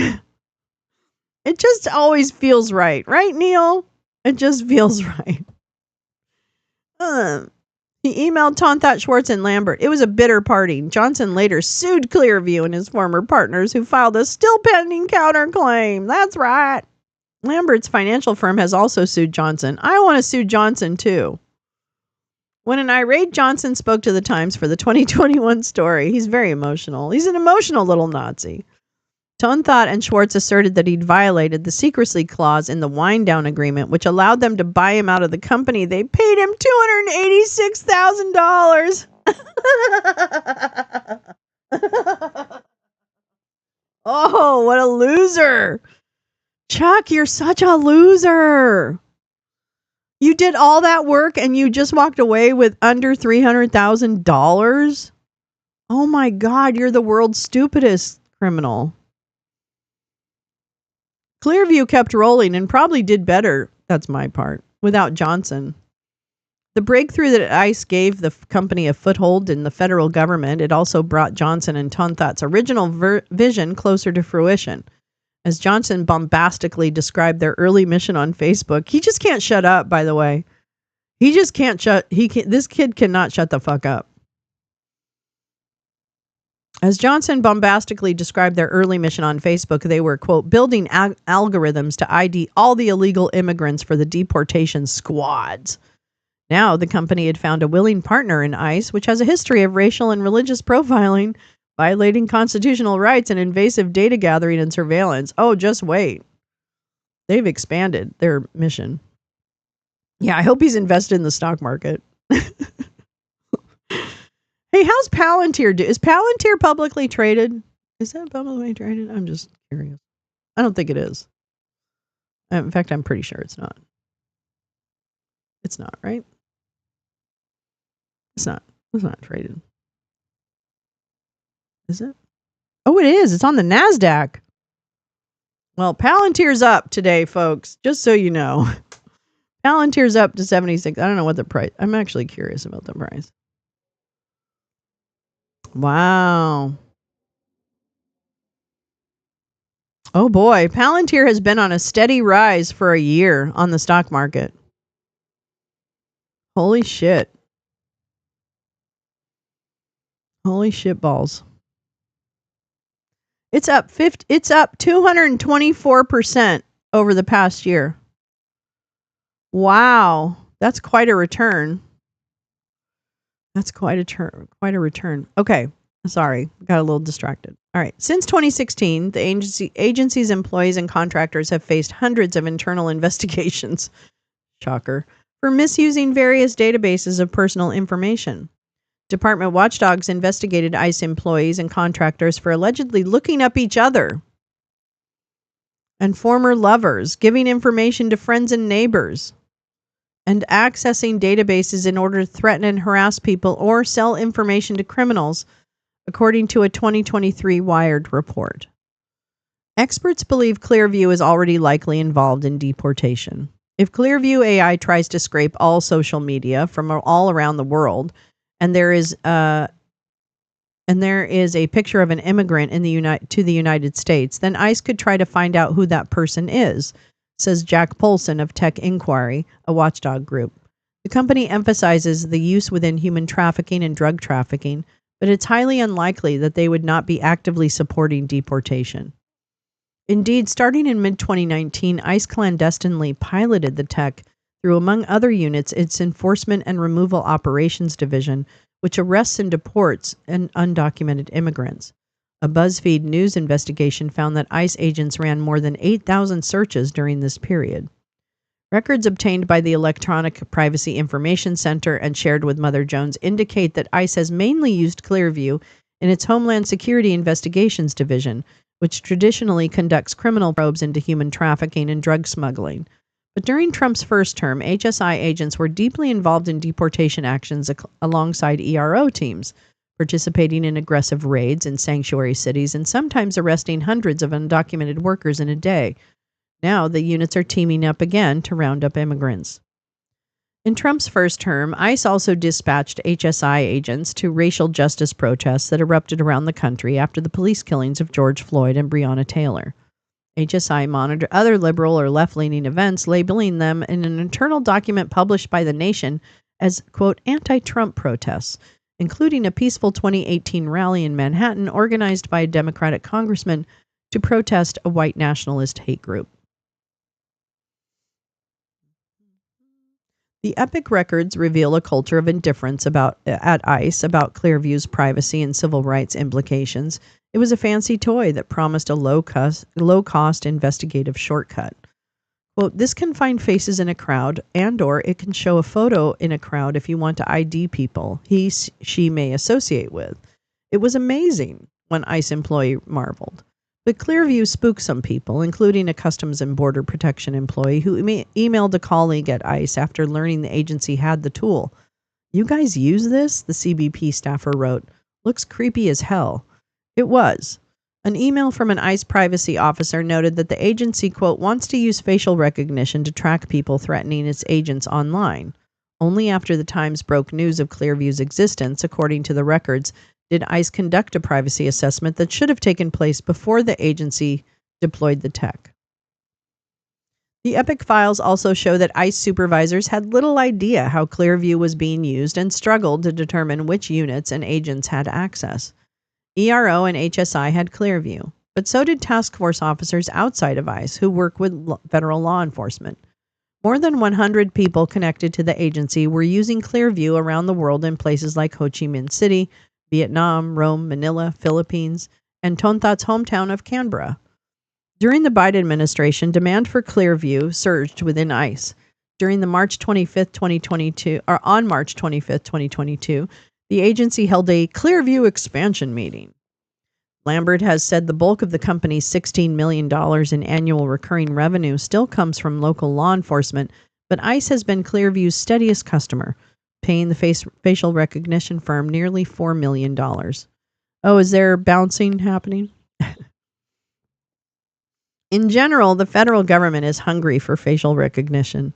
The Department of Homeland Security. Oh, whoops. Did I do this? Yeah. The Department of Homeland Security is experimenting with using facial biometrics to monitor migrant children down to the infant and algorithmically predict how they will age so that they can be identified if they cross the border years later. Under the Biden administration, CBP already used an app with facial recognition to screen asylum seekers trying to enter the country. Like most similar technology, the app has shown a bias against darker-skinned people, blocking black applicants from filing claims. Between April 2018 and March 2022, Clearview was used by more federal law enforcement agencies than any other privately owned facial recognition system, according to U.S. Government Accountability Office reports and public reporting. It was deployed by agencies including the CBP, the FBI, the Bureau of Alcohol, Tobacco, and Firearms and Explosives, and the Drug Enforcement Administration. Even the U.S. Postal Inspection Service used Clearview, targeting Black Lives Matter protesters in 2020. Many of the agencies failed to comply with privacy requirements. Some told the GAO they didn't use Clearview, only to be caught later by BuzzFeed News, which cross-referenced the report with a leaked list of federal agencies whose employees had run searches. Hundreds, if not thousands, of local law enforcement departments have also embraced Clearview with even looser oversight. Clearview's user code of conduct states that its search results are not intended nor permitted to be used as admissible evidence in a court of law or any court filing, but cops have used the search results and nothing else to secure warrants rather than as leads to support further investigation. This practice has led to wrongful arrests and risks putting every American, not just every immigrant, in a permanent police lineup. With Congress failing to act on facial recognition, a handful of state laws that protect residents' biometric information have been the only tool to hold Clearview accountable. Notably, in 2020, the ACLU sued Clearview, God, it's so hard to say that, in Illinois, which led to a 2022 settlement banning the company from making its FacePrint database available to most businesses and other private entities nationwide. Another lawsuit, now in California's courts, was brought by immigrants and racial justice activists who accused the company of illegally acquiring, storing, and selling their likenesses and the likenesses of millions of Californians in its quest to create a cyber surveillance state. Whoa, I made it too big. Quote, they are making money off our privacy, our own spaces, our biometrics, says Reina Maldonado, a DACA recipient who owns a Mexican restaurant in Oakland and is a plaintiff in the suit. As an immigrant right activist since her teens, Maldonado has publicly protested ICE. But she and the other plaintiffs allege in their suit that Clearview's chilling effect has already undermined their free speech. I'm a lot more careful about what I share. I feel like I can't be fully open about my community organizing work, Maldonado says. People think this is only an immigrant struggle and it's only going to affect those who are undocumented. The reality is they have even more information on people who are citizens. Sehal Zota, co-founder and legal director of Just Futures Law, a civil rights group that helped bring the suit, predicts facial recognition will be used even more widely during Trump's second term. We expect to see it extend from Trump's alleged targets, immigrants, to the general public. In March 2024, the U.S. Commission on Civil Rights convened experts at its headquarters near the White House to discuss the dangers of facial recognition. While immigrants were most at risk, privacy advocates told the commission they were just the initial target. They are canaries in the coal mines on civil liberties because they are positioned as test cases for policies that roll back all of our shared liberties, explained Laura McCleary, a senior policy director at Unidos US, the same civil rights organization that Tonthat mentioned in his 2017 Border Patrol pitch. Something had to be done, the privacy advocates agreed, before it was too late. But it was already awfully late. Facial recognition technology was thoroughly embedded in the nation's surveillance infrastructure. Sitting placidly at the panelist table, his long black hair spilling to the shoulders of his gray suit jacket, was one of the people most responsible for that outcome. As a person of mixed race, Tonthot told the commission, it is especially important to me that this technology is deployed in a way that protects and enhances civil rights. What? Information about Clearview's ties to extremists was already public, but Tonthot faced not a single question about his background. Nor was he asked how, as a class action lawsuit against the company alleged, violating Illinois law by collecting the biometric identifiers and biometric information of citizens without informing them was compatible with civil rights. In September, the commission issued a 194-page report that failed to mention Clearview's radical associations. The report did acknowledge, however, one of the achievements that Tonthot has trumpeted the most, including before the commission. Clearview, he said, had played an essential role in helping to investigate the violent insurrectionists who stormed the U.S. Capitol on January 6, an incident he described elsewhere as tragic and appalling. The attack had proved an enormous publicity boon for Clearview and an opportunity to scrub the far-right taint from its image. Good luck with that. In media interviews, Tonthot touted Clearview's ability to track down MAGA criminals. The company published a case study on its website highlighting its role in the arrest of hundreds of rioters in a short amount of time. The boast struck a discordant note. The politics of Clearview's founders aligned more closely with those of the rioters. Almost a year after the insurrection, Peter Duke, the founders' neo-reactionary ally, hosted Stop the Steal ringleader Ali Alexander on his podcast to push a conspiracy theory that the attack was a false flag operation by undercover FBI agents. Duke, who was in Washington on January 6, had photographed dozens of rioters at the Capitol who he was suspected were federal provocateurs. They're not in the Clearview database, he told Alexander. I've checked. If you know, you know. Duke, who has said he wants to work for Clearview as a consultant, took their absence as a sign of a cover-up. He later repeated this claim on camera to France 24, explaining that he had friends at Clearview run the faces. Oh. It was a startling admission. Clearview's code of conduct prohibits the use of tech for personal purposes. But here was Duke talking about running an off-the-books searches in an effort to whitewash an attack on American democracy.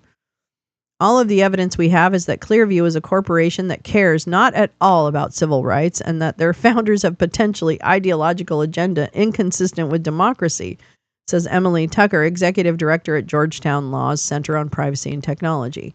None of that has seemed to slow down their ability to get government contracts in the U.S. or abroad. Yeah. Why do you think that is? Nobody in a position to hold the company accountable seemed to care about its far-right DNA, and few wanted to consider that the threat to privacy and democracy might not be an unfortunate byproduct of the tech, but rather a feature. Tucker said her organization discussed Clearview's extremist ties with several Biden administration officials, as well as congressional staffers, and she was surprised and concerned by the lack of follow-up. Most media coverage of the company left the issue unmentioned, or worse, downplayed what was known.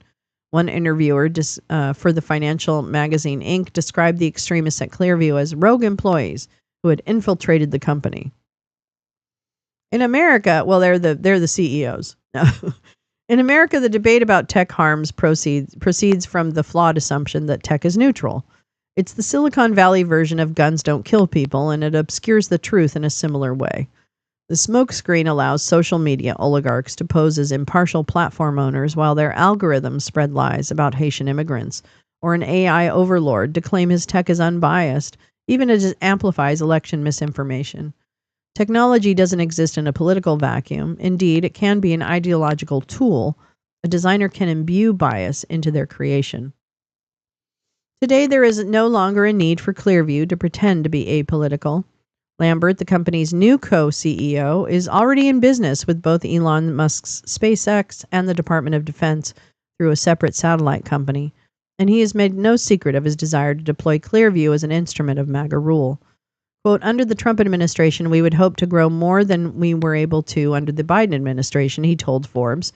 We're talking to the Pentagon. We're talking to Homeland Security. There are a number of different agencies we're in active dialogue with. In the emails I obtained, Lambert expressed a desire to take down these lefties and railed against the communist academia left. Unlike his predecessor, who at least paid lip service to the rule of law after January 6, Lambert helped to gin up unscientific and inaccurate analyses of voter data that Republicans used to back false claims of voter fraud after the 2020 election. He's a great writer. Even before the leadership shakeup became public, it was evident to the careful observer that the changes were afoot at Clearview in anticipation of the new administration. Days before Trump was again sworn in as president, vowing to pardon the insurrectionists who attacked the Capitol in his name, the company updated its website. Deleted were any references to its role in identifying the far-right marauders who had laid siege to democracy. Wah, wah. Oh, excellent. Congratulations, Luke. Whoop, whoop. Congratulations, Luke. Excellent piece. Oh, I hope this gets really picked up. It'd be nice to see Chuck Johnson cry like a baby. I would like to see that very much, please. Thank you. Yes, and thank you. Ah, let's take a minute. That was really good. Oh, GP, let me tell you what I think. I think not only are we headed for a recession, yeah, the layoffs, I think, it's a great piece. It's a great piece. Thanks, Gal. He is a very good writer. Oh, he really knows. God, I want this all to go away. A lot of people sold gold after the weekend. Why are they trying to do that? I mean, okay, can I just say something about investing right now?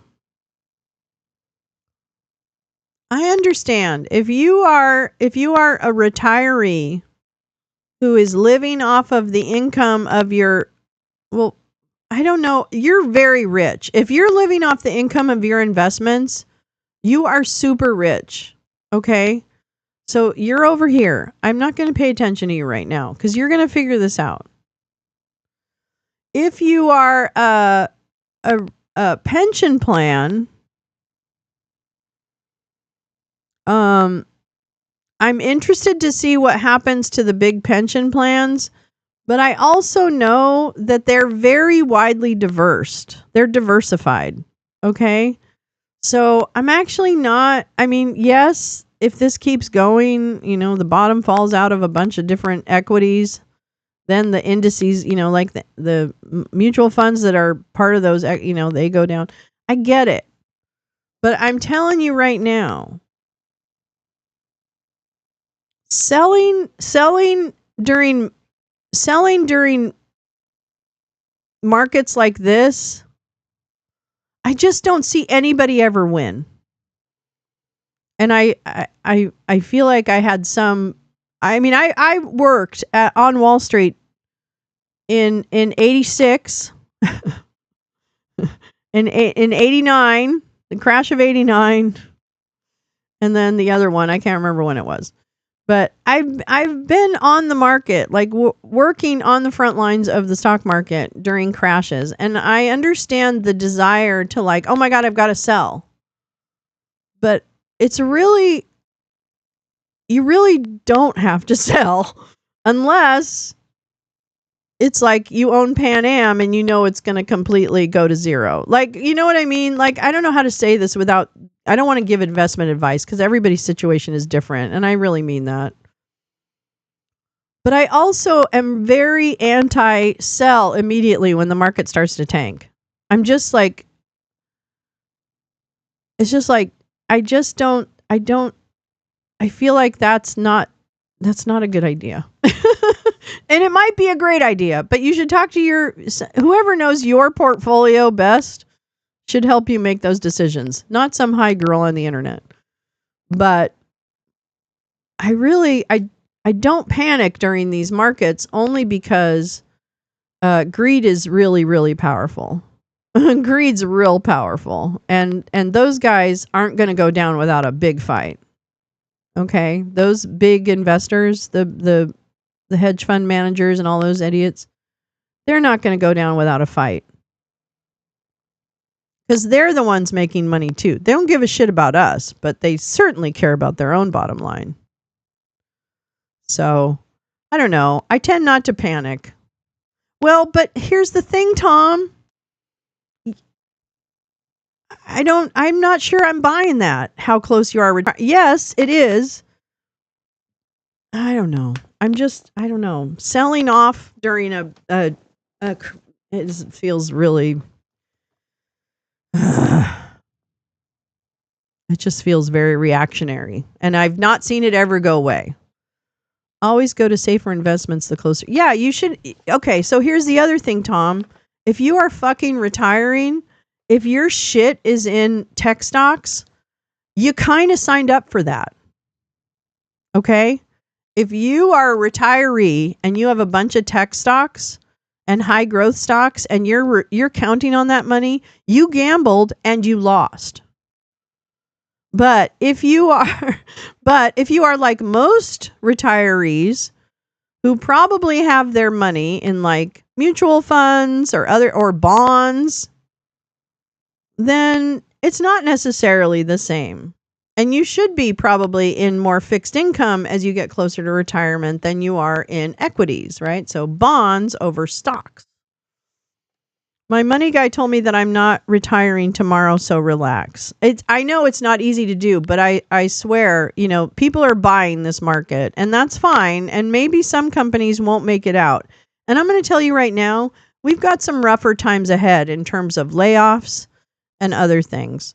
So I would be more cautious about, and I would also have a little bit of faith that the fund managers are going to be buying a bit during these times. And so I don't know. I mean, I hate to not make people aware of what's happening, but I also am very cautionary around like total like, oh, we got to sell everything. If your broker thinks you have to sell everything, they're going to tell you, believe me. If they think you need to get out of the market, they're going to tell you to get out of the market.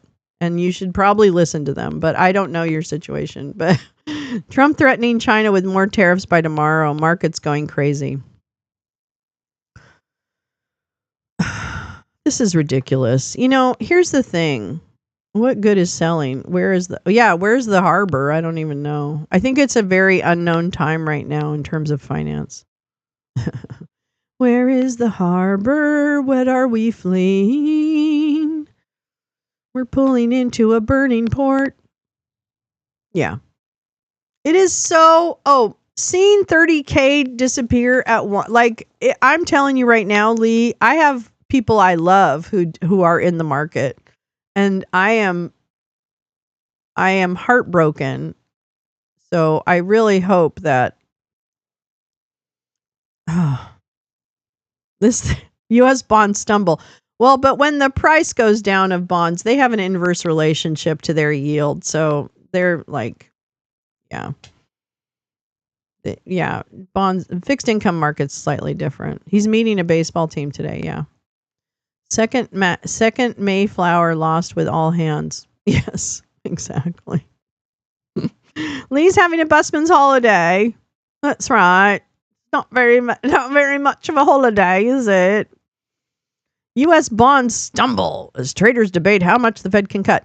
Yeah, and also I was hearing an interesting guy on Bloomberg the other day talk about that. That fixed income used to. I was not a bond trader, so I don't really understand the bond market that well.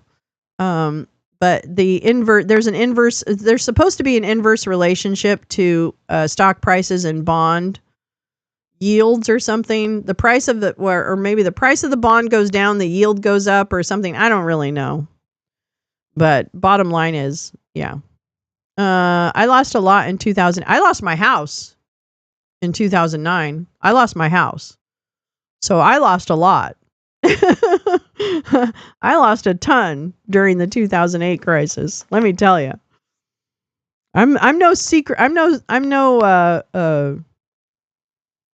inexperienced. I'm no virgin when it comes to financial losses. I've lost a lot in my life over and over again. So, I speak from somewhat of experience.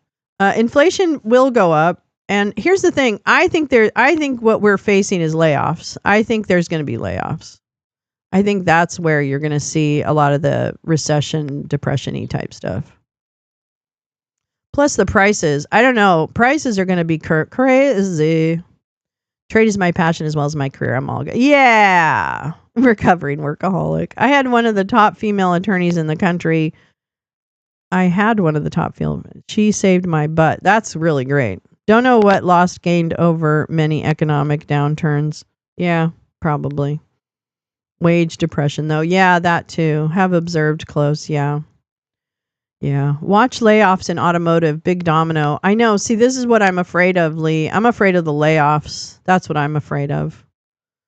I don't know. I wonder if they're going to stop him. You know, stop him. This isn't a him thing, right? This is his whole group. Like, if this is such a bad thing in the minds of the Republicans, why aren't they stopping him? Why aren't they stopping? You're down 15% year to date. That's fucked up. Why aren't they stopping? If the businessmen don't think this is a good idea, why aren't they stopping him? Why do you think that? Why do you think that the business people wouldn't be like trying to stop him? And maybe they will, by the way. Maybe it just took him a long time. But I would have thought that if this was a really truly unpopular strategy within MAGA world, if it were that unpopular, among the billionaire class, why aren't they saying anything? Because they're not. I'm listening.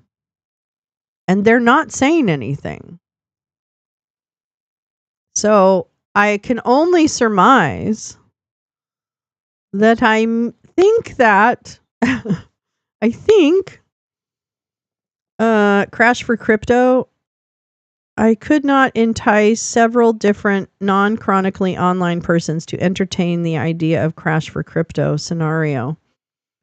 They didn't know about poop hands. Well, I'm not entirely sure it's I do think, unfortunately, I think blockchain is desirable for them because of the lack of accountability and, whatever. But they're going to go towards some kind of stable coin. So if you think about it, it might just be a different version of a dollar. Because they do want to pin it to something. I just don't know what they want to pin it to. I don't know what you would pin the stable coin to as its underlying guarantor. Because if you're pinning crypto, if you're pinning Bitcoin to gold, then isn't that just a dollar? Like, isn't it just a dollar? Yeah. It's like, you're not doing anything special if you just move your fiat currency from one to the other, right? Like, that doesn't make any sense. I'm not an economist, but that doesn't make any sense to me. I heard auto OEM promised tax cuts by White House not to push back on tariffs. Hearsay, but interesting. I think that's probably true, Lee. I think the calculus is that they win in the end. I just don't know how that is. It doesn't really, a dollar is just another token, right? So if they're making this big deal about crashing the dollar, I think they want to start over again, right? Like clean slate it. I don't know. This is where it gets really hard for me because my brain doesn't really like engineer around this stuff.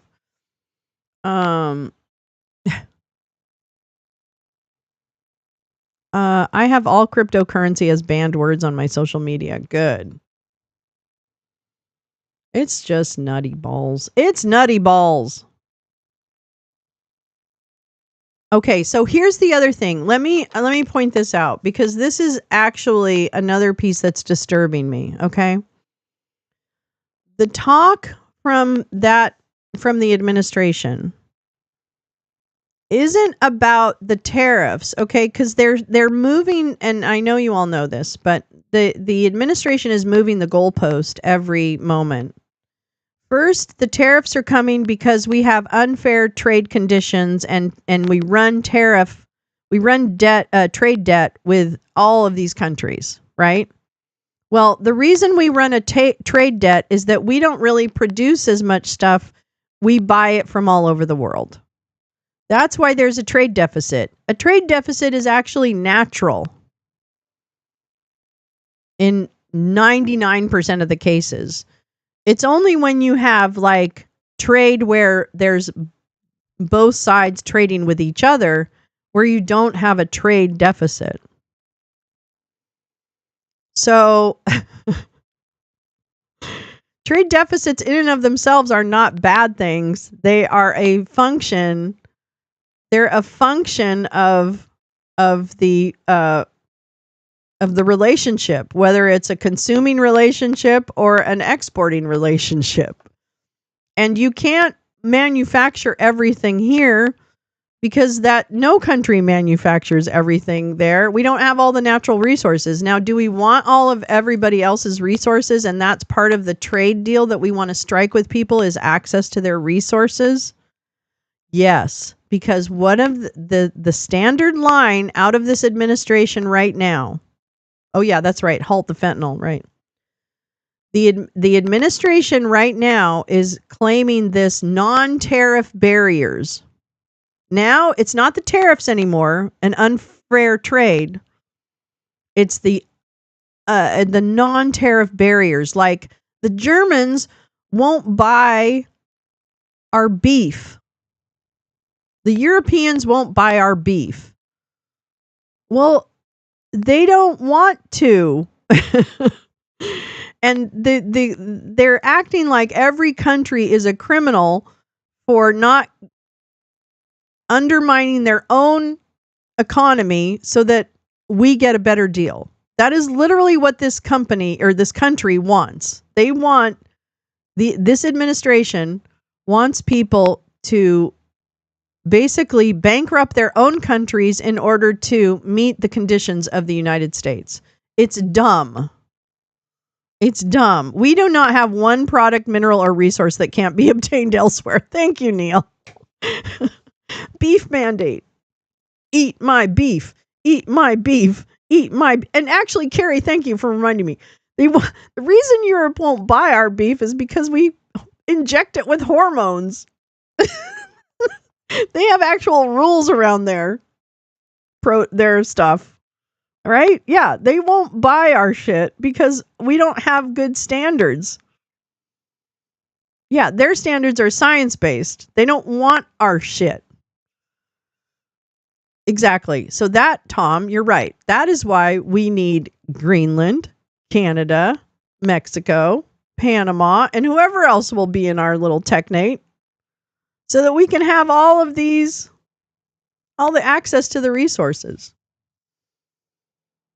And then we won't need it because we'll be one of the big dogs in terms of manufacturing and consuming.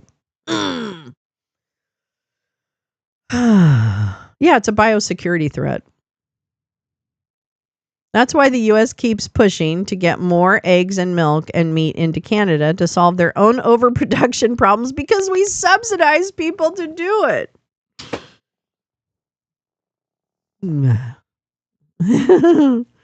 The world goes round and round. Do, do, do, do, do, do, do. Yeah, we have a trade surplus in services, right? I mean, this is it's really, it's very much around extortion of other countries. And yeah, the overproduction was going to USAID food banks. Wow, man. I'm going to be honest with you. I'm a little impressed on how fast this administration has screwed the pooch. I will say that. I'm pretty impressed. I can't believe how fast it's happened. I'll say that. I'll say that. I'll give them that. I'll give them that. I want to play you a couple sound bites that are going to piss you off. You know, because that's what I like to do. I like to play sound bites that are going to piss you off. It is. Oh, wait. That actually was very annoying. Okay. Let me see which one I wanted. Hold on.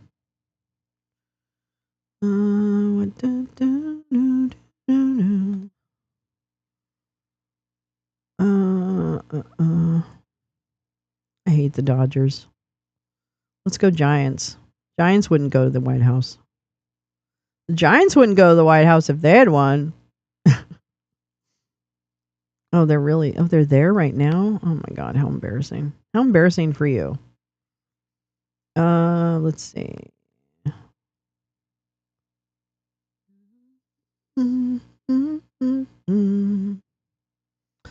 on. I believe the reports and everything were done in advance. No way these trading. Oh my God. Oh my God. Listen. Oh wait. You have to hear this. You have to hear this. You have to hear this. You have to hear this. Oh my God. This guy. Okay. Scott Bessent is my new favorite not person. He's not really my favorite person. I'm just kidding. He's not. I hate him. But he's Scott's having a real bad day. Let me see if I can find well, actually we'll listen to this because this is from Sunday. There doesn't have to be a recession. And wait, here's the other thing. Oh, Lee, did you hear what their formula for the tariffs was? Did you hear what the formula for the tariffs was? Let me make sure I remember this. Here's how they arrived at all of those tariffs. They took the country's trade deficit with us and divided it by the total number of exports and then cut it in half. That's how they got every number. They took the difference, or they took the remainder of, or whatever that is. Is that what it is? No. Anyway, they divided the trade deficit between the trade deficit divided by the total exports and then cut it in half. And that's literally the formula. That's literally the formula. I wish I could find just the clip of her saying it, but this was the biggest two-day crash since the pandemic. The president on Saturday urging people, quote, to hang tough, saying it won't be easy. And I guess the big question on people's minds, Mr. Secretary, how difficult is it going to be? That was on purpose, Oomph. They did that on purpose. And how long are Americans going to have to hang tough? Well, I reject that assumption. There doesn't have to be a recession. Who knows how the market is going to react in a day, in a week. What we are looking at is building the long-term like that guy that sits outside Jiffy Lube for prosperity that I think the previous administration had put us on a course toward financial calamity. Just in terms of Not like uncertainty, today. I think that people are feeling and seeing, and President Trump saying he wants people to hang tough, acknowledging there's going to be what he has described as a short period of pain. Can you help provide some clarity for folks? How long will this period of uncertainty be? Are we talking about weeks? Are we talking about months? Are we talking about years? Again, this is an adjustment process. What we saw with President Reagan when he brought down the great inflation and we got past the Carter malaise. And we went right into the Reagan malaise. Okay, I was alive then. Okay, Scott, I was fucking alive then. We're going to hold the course. And this has been years in the building. Years in the making. This unsustainable system, our trading partners have. He's really trying to convince himself. We can see that through the large surpluses. He's really trying to convince himself. Through the large budget deficits, and also, Kristen, this is a national security problem, which we saw during COVID. Is it? We saw during COVID that Thank God optimal for supply COVID. chains are not resilient. And what I could say is the only good outcome from COVID is it was a beta test for what would happen if our supply chains got broken. And President Trump has decided that we cannot be at risk like that for our crucial medicines, for semiconductors, for shipping, and we are going to move forward. So we're going to do it all ourselves. Know that they are going to have a more secure future. And yet, but they'll die if you make it. That he was going to improve the economy starting on day one. He said prices are going to come down. More than 160 million Americans, Mr. Secretary, as you know, are invested in the market. Many of them have spent their lives saving for their retirement. What is your message to Americans who want to retire right now and who've just seen their lifetime savings drop significantly? I think that's a false narrative. Americans who want to retire right now, that Americans who have put away for years in their savings accounts, I think don't look at the day-to-day fluctuations of what's happening. And, in fact, most Americans don't have everything in the market. Most Americans in a 401k have what's called a 60-40 account. Right. That is 60 of 40 accounts. You have half your retirement left. 5 or 6%. Wait, what's bond prices doing? People have a long-term view. They have a program that the reason the stock market is considered a good investment is because it's a long-term investment. If you look day to day, week to week, it's very risky. Over the long term, it's a good investment. President Trump's tariffs are being described as the biggest tax hike on Americans in decades. They could cost the average household thousands of dollars. Republican Senator Ted Cruz had this to say. You lost Ted Cruz, Scott. Tariffs are a tax on consumers, and I'm not a fan of jacking up taxes on American consumers. Do you acknowledge that President Trump's tariffs will cause prices to go Walmart up? Wolverine. Well, Kristen, what I like is data. And if we look at data from President Trump's first term, and there's a big study that just came out from a group of economists, mostly at MIT, that showed that a 20% tariff on China led to a 0.7% tax or price level increase over 4 years. I think that's pretty good. If we can take in 20.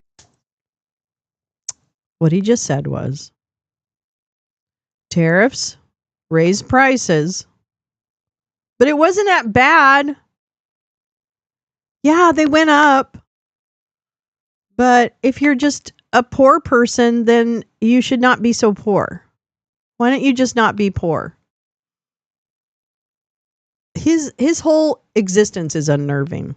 And I can't wait till he ends up naked behind a Walmart smoking a crack pipe, because he's going to. He's going to lose. Yeah. I'm not looking for 10 or 15 year deals. That's right. 20% in tariffs, and it's a 0.7% increase. And Kristen, the little publicized story this week, everyone wants to look at the stock market going down. You know what else went down? Oil prices went down almost 15% in 2 days. What happens when oil prices go down, Scott? Scott, what happens when crude oil prices go down? Kristen's not going to ask the question, so I will. Which impacts working Americans much more than the stock market does. And when crude oil prices go down, gas goes up. So I'm expecting you idiot. The mortgage applications to pick up. Well, just to be very clear, though, I mean, during President Trump's they're going to be laid off. The cost to Americans was nearly $80 billion in new taxes due to his tariffs. Prices did go up on everything from washing machines to tires. Well, no. But let's go back.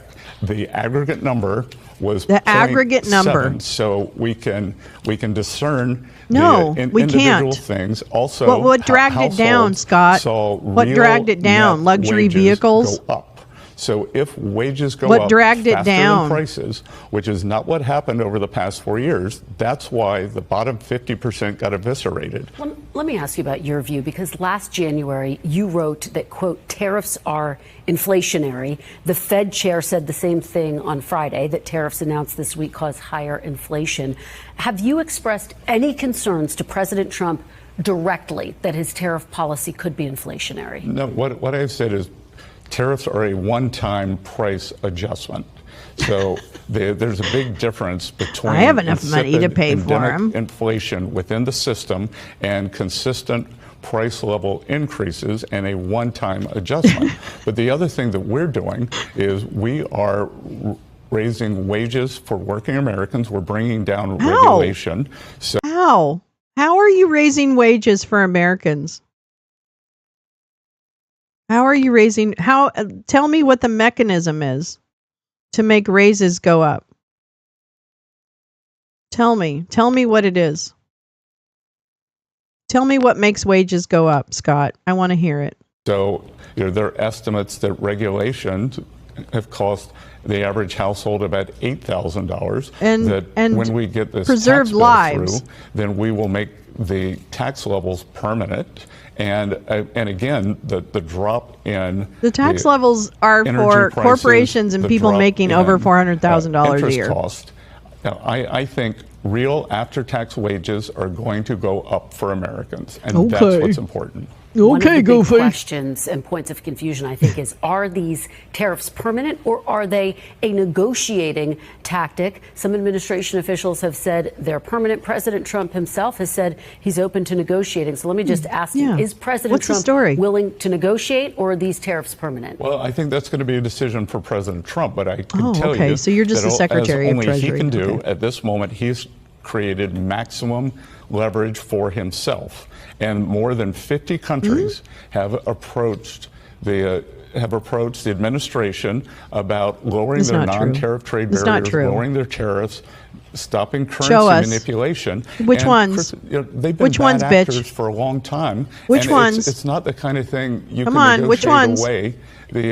Kristen, get on it. You yourself have said that he's using these for negotiating. He has told me directly he's open to negotiating. So just very clearly, for the American people, can you say definitively, is he planning to negotiate? Has he already started negotiations with countries? I think we're going to have to see what the what the countries offer and whether it's believable. Because again, they're not open to it, is what I hear you saying. No.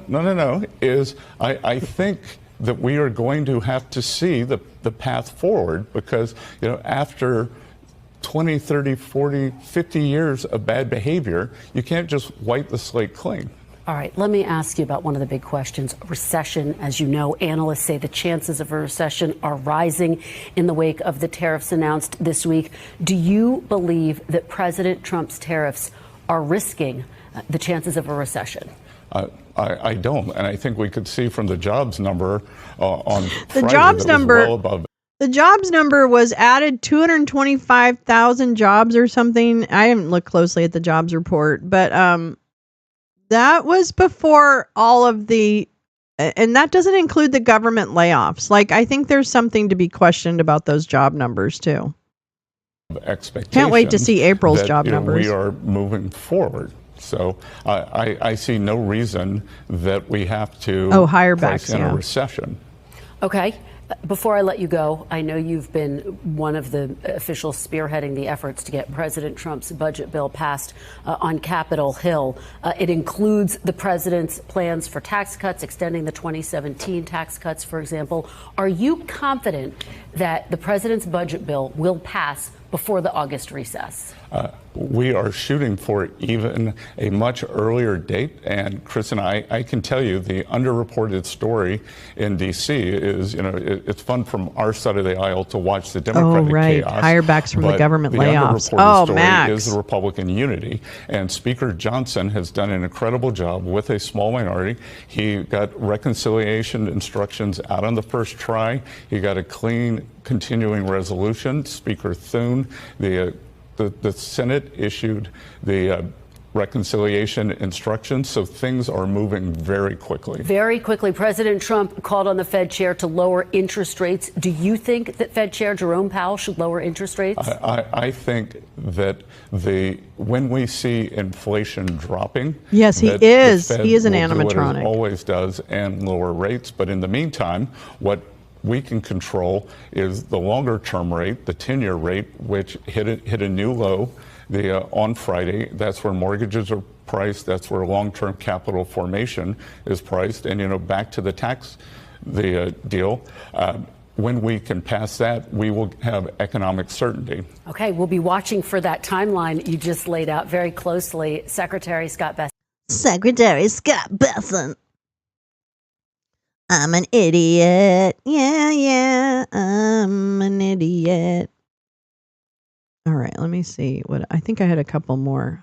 Actually, there was one from Peter Navarro that I know you're going to love. I know you're going to love it. Where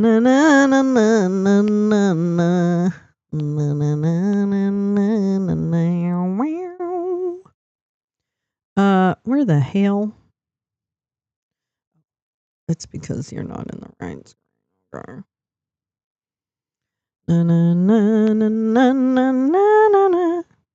Let's see. Oh no, that's not what I wanted. Sorry.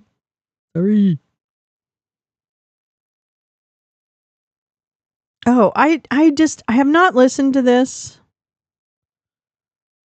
Oh wait, this is the one that I know this is so annoying. I'm so sorry this is so annoying, but that's just the way. Life is annoying. We're dealing with annoying people right now. And here's Howard Nutlicker. I think I started a little late. Let me see where he's at. Deficit. $1.2 trillion. We buy other people's things more than we sell them ours. Has got to be rebalanced. It's a national emergency. Sorry. Let's fix America, and we can. What happened? Mr. Secretary, for you it's beef, for the president I know it's Ford and Berlin's, but there are products that Europe takes, things like LNG, things like Microsoft services. Do you want to see balanced trade product by product? No. It's not product by product. It's a big macro issue. Okay? Fairness comes when one decides that they can stop, they can't get away with it any longer. Right. So let's make a great deal with the United States of America. Okay? They've got core issues. They have a VAT tax of 20% or 20. Europe has 21%. I mean, so when our goods are sold there, we pay 21%. They say everybody pays that.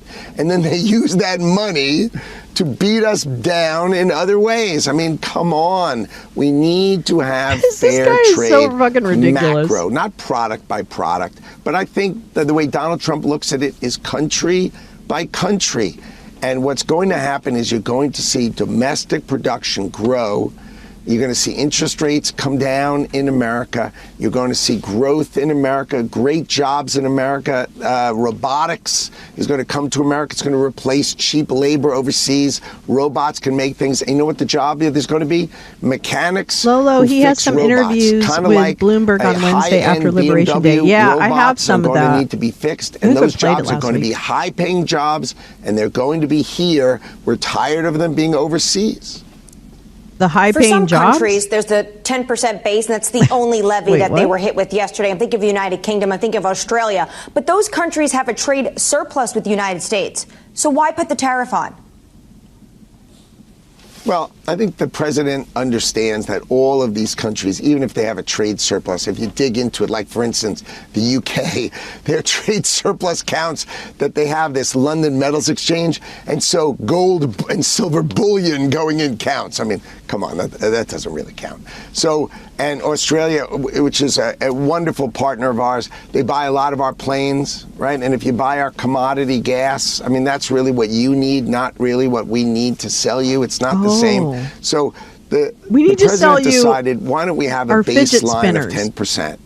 Okay, to really understand that everybody needs our economy. Our economy is the magnet of the world.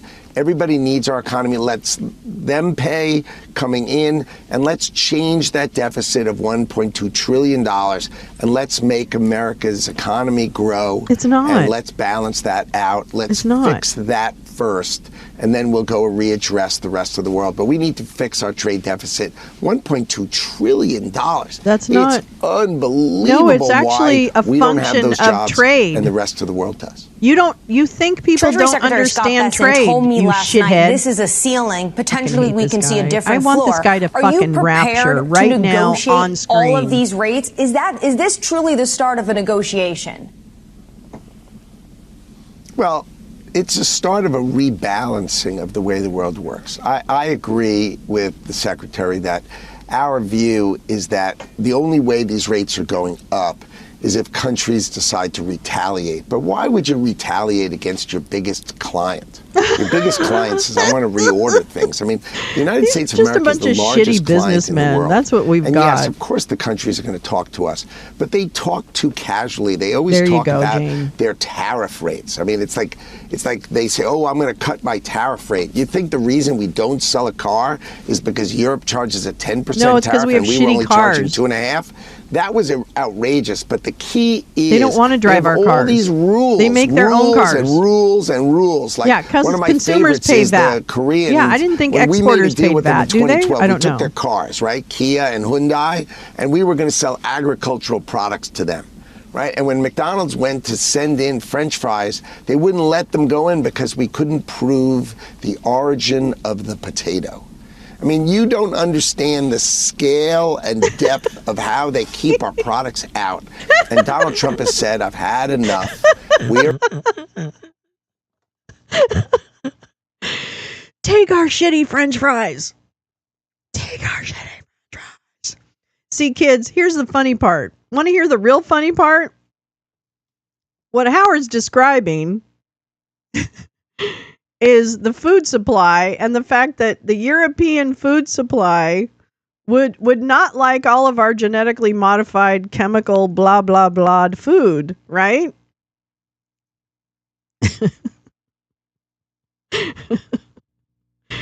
But he wants, it's all going to be Orida from now. Yeah, what about Idaho? Anyway, I lost my point, but there was something funny. Wait, let me think about it. There was something funny when he said something about they won't take our potatoes. Ah, shit, I can't remember. There was really funny. Yeah, eat our corn syrup, damn it. It was something funny, though. Oh, damn. Okay, it'll come back to me later on. Anyway, Howard's an idiot. We hate him. They're going to be treated better. America is going to be treated better. And that we're starts just bitter. today. Mr. Secretary, why exactly wasn't Russia on that list yesterday? Because we have sanctions against Russia, yeah, that's dumb. North Korea, Belarus, and Cuba. And so we're not supposed to be trading with them. Thanks for clearing that up. The additional question that other people had too about Mexico and Canada, they were also noticeably absent. You think it's funny, Howard?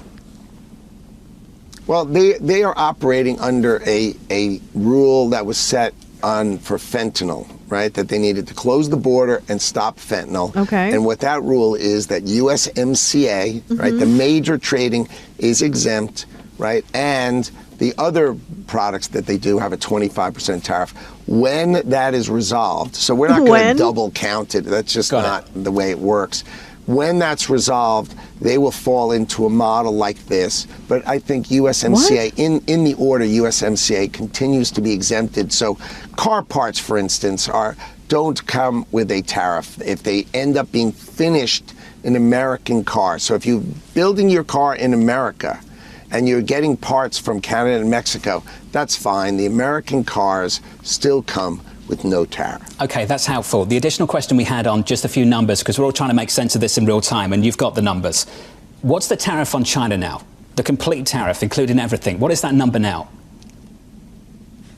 Well, there was a 20% tariff because they continue to make the ingredients for fentanyl and send them out, right? And what's the those number? Ingredients have the highest subsidy rate in China. What is the number? Meaning the Chinese government is paying these factories to make these goods. Oh, not true about auto parts from California and Mexico? Killing Americans, right? So Donald Trump put a 20% tariff on that, and now the regular trade deficit number, right? The analysis by the Council of Economic Advisors and the United States Trade Representative, we have a 34% tariff, so it's 54%.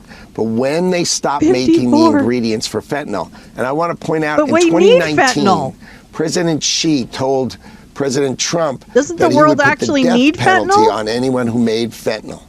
And now he's actually subsidizing them.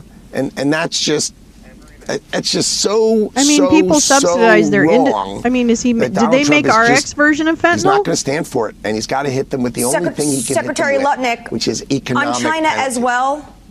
On China as well, what about the 301 tariffs that were put in place under Trump 1.0 and then carried on to the Biden administration? That's about 25%. Are those still in place? Do they get added to this cumulative number? They do indeed, but those are on specific product segments, and those still are as well. Autos are not. So we're on talking top about 79. So we're talking about 79% for some imports cumulative. We're talking about a 79% tariff from China. Is that accurate? On certain products, that could be true. Sure, but they've got to stop. The UAE. All they have to have is a phone call.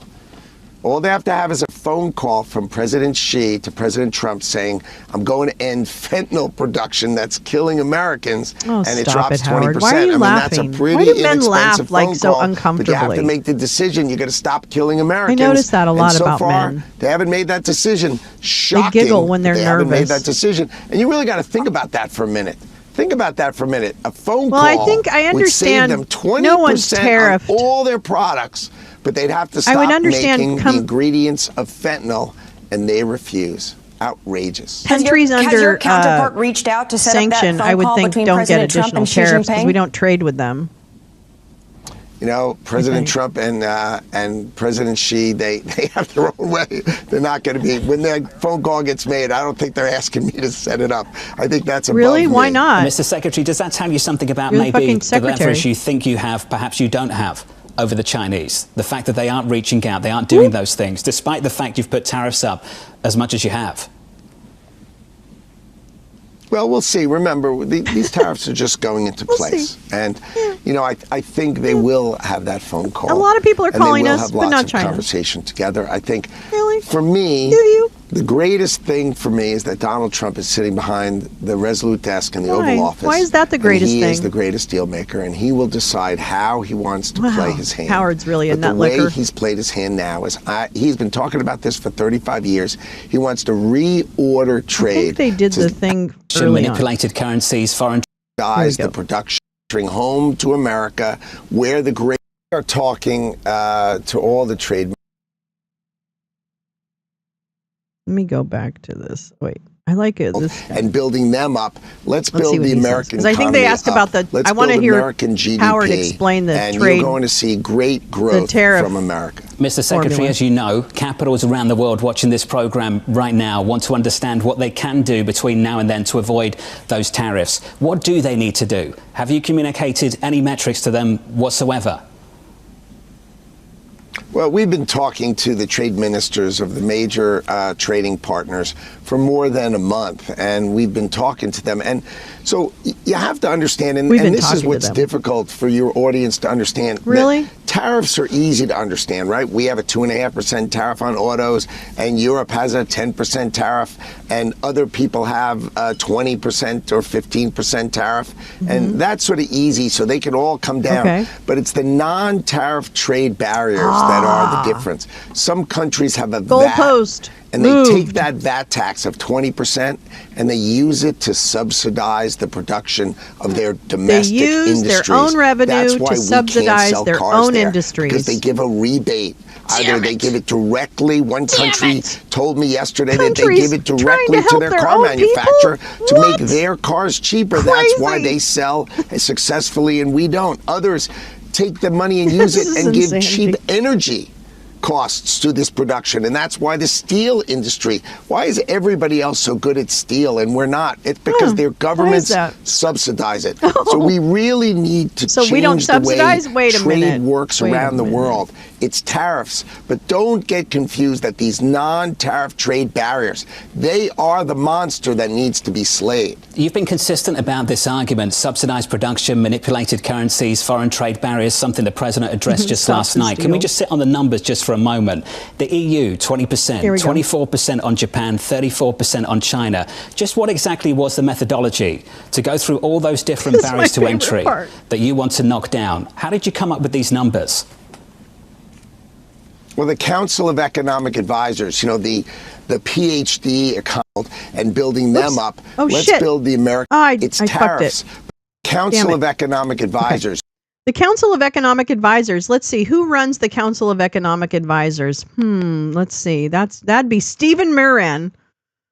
And what did Stephen Miran write? What did Stephen Miran write? Oh my God, that's right. He wrote, it's Miran. Stephen Miran wrote the Mar-a-Lago Accord document. Oh, the head of the White House Council on Economic Advisors wrote the plan to isolate the United States from all global trade and extort people to be their security force. So you'll trade with us and we'll maybe protect you. So, hello? You can talk about them as being PhDs, but it's really just a bunch of fucking simps who want to have their toes sucked all day. Trump's fair and reciprocal trade, the Fart Act. Anyways, so the PhDs that Nutlicker is referring to here are actually the same maggots that wrote the document about how to cut off the rest of the world and become a silly little isolationist country that really fucks everything up. You know, the PhD economists of the administration, coupled with USTR, the United States Trade Representative, they publish a book called Trade Barriers, about this thick, right? And they've been analyzing for decades all of these different tools that these other economies use to hurt America, right? They won't take our corn in India. They won't take our beef almost Tens anywhere. of minutes they've worked on this. It's unbelievable. They won't take our agricultural products. They just treat us badly because we've allowed them to treat us badly. Yeah. And when you finally go back at them and say, this has got to end, it's We're going to be tough for them because they built their whole social network, their whole economies on basically exploiting America. And Donald Trump has said, it's time for America to change that. It's going to be difficult for them to change that, but eventually America is going to be treated fairly, and the production of American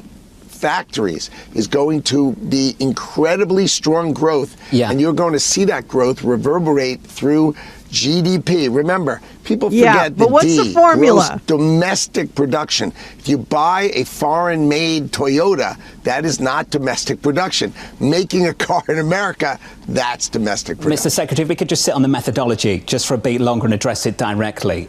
This is what we understand, what most people understand you did, that essentially you divided the country's trade surplus with the United States by the total exports and then divided the number by 2 and produced this discounted rate.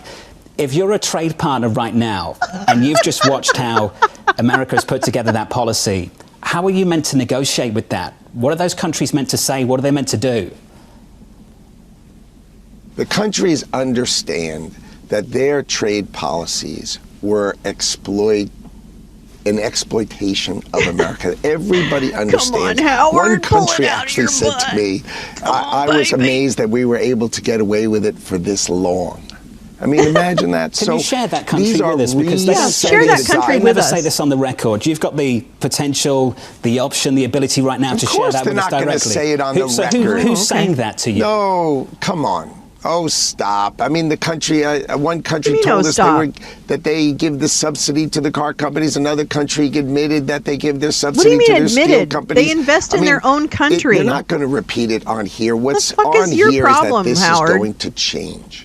That it's time for these things to change. And they're going to be more Howard, how's fair. your 94-year-old mother-in-law? America is going to do well. And in the middle of that time, all the factories are going to come back to America. You're going to see an enormous number of factories come back to America. You are going to see an enormous amount of factories coming back to America. I'm going to tell you this right now. Chuds, this is for you.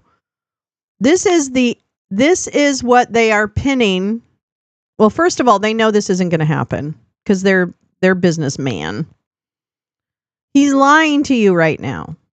Howard is lying to you because he knows, just like all of them know, that it is impossible for global companies to shut down all of their overseas operations and pull them into the United States. It is not going to happen. Howard Nutlicker knows it's not going to happen. Dumpy even knows it's not going to happen. Peter Navarro knows it's not going to happen. Okay? This is a boondoggle. This is a boondoggle. Bankrupt businesses with no employees don't build. And if you think the mom and pops are going to survive this, oh, lordy, lordy. It is going to get ugly, bitches. So I would get your pitchforks, chuds, and join me on the corners, because we have a common enemy, and it is this guy. It's this guy. Okay? So figure it out. Yeah, Ron Navarro.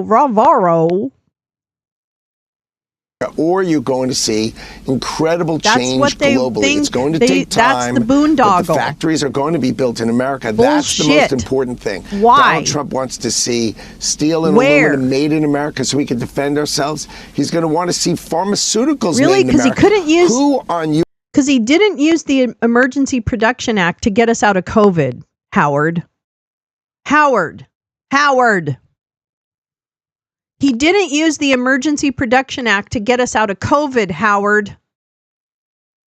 So I'm sorry, but he really cares about manufacturing and being ready for the next pandemic. Bull fucking shit. He wants all of you, nutlicker. You want people to die so that there are less resources or less people to take up the resources on the planet. That is literally what this is about. Oh my God. They don't want social safety nets. They want you to die. Period. And when people can't get their Toyotas or their whatevers, I hope they're mad. I don't know if they'll be mad. I don't know. Maybe they won't be mad. I think they will be. Your audience doesn't want us to make the ingredients for pharmaceuticals. Did anybody ever ask themselves why the ingredients for drugs should be made in China? Why is that? That's not cheap labor. Because we want cheap drugs and they don't pay their workers? Why? Because their government helped create it. They created cheap goods there. They oversupply them. They drive the capitalist American who don't think like this out of business, and then they make it in China. And Donald Trump look at your VIN. It tells you where the vehicle was made. I think, Mr. Secretary, most people would totally agree with you. They would totally agree with you because China is an adversary. It is not a partner for the United States. Right. Europe would make a very different argument. And Europe might be wondering this morning why they're being thrown into the same bucket as the Chinese. What explanation can you give them? Europe does not treat our products fairly. Oh. They do not treat our companies fairly. They treat themselves incredibly well to the detriment of the United States of America. Right? It is time for them to treat us fairly. Everyone has gone over 200,000 and only one from Japan because they wanted to. It's not free and fair trade. Their tariffs are higher. The non-tariff trade barriers are incredible. Like, I'd ask you, why don't they take our beef? Why don't they take our agricultural products? Why? Because they don't want them. There we go. Because they want to make the money themselves. All right. So yeah, well, there's Howard Nutlicker for you. There's Howard Nutlicker for you. Howard wants to lick your nuts.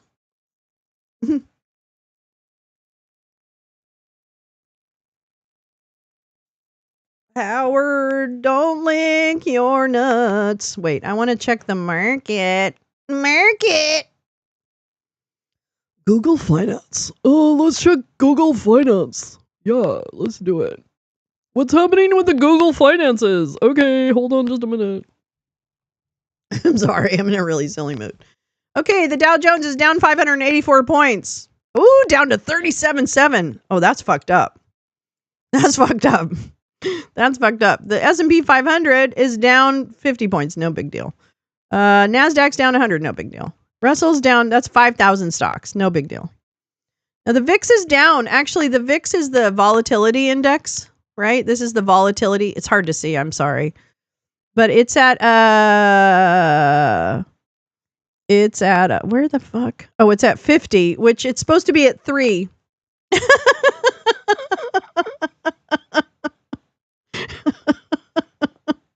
It's supposed to be at 3 and it's at 50. Yeah, the VIX is way up. The VIX is way up. And it was in the 3 digits yesterday.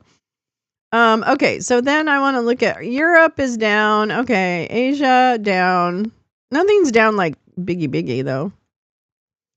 Well, the US dollar is getting stronger. Oopsie poopsies. Everybody else's currency is down. Crypto, Bitcoin's up, but everything else is down. Futures down.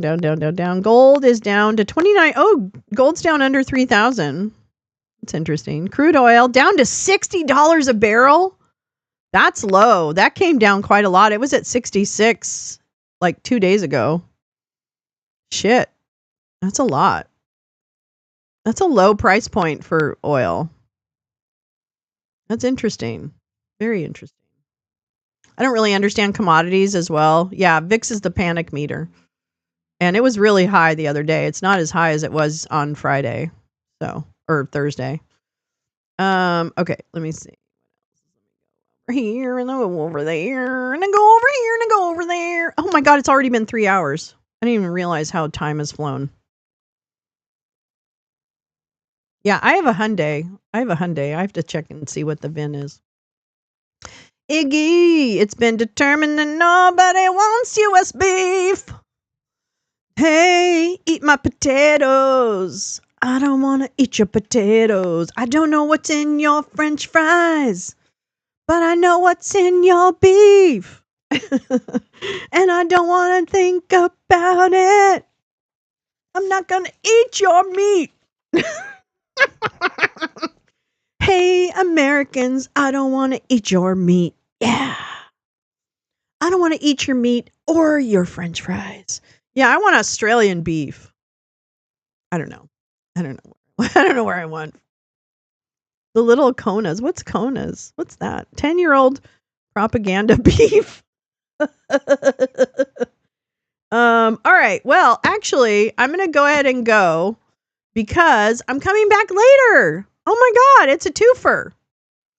At 1:00 Pacific, 4:00 Eastern, the fuckwads in Congress.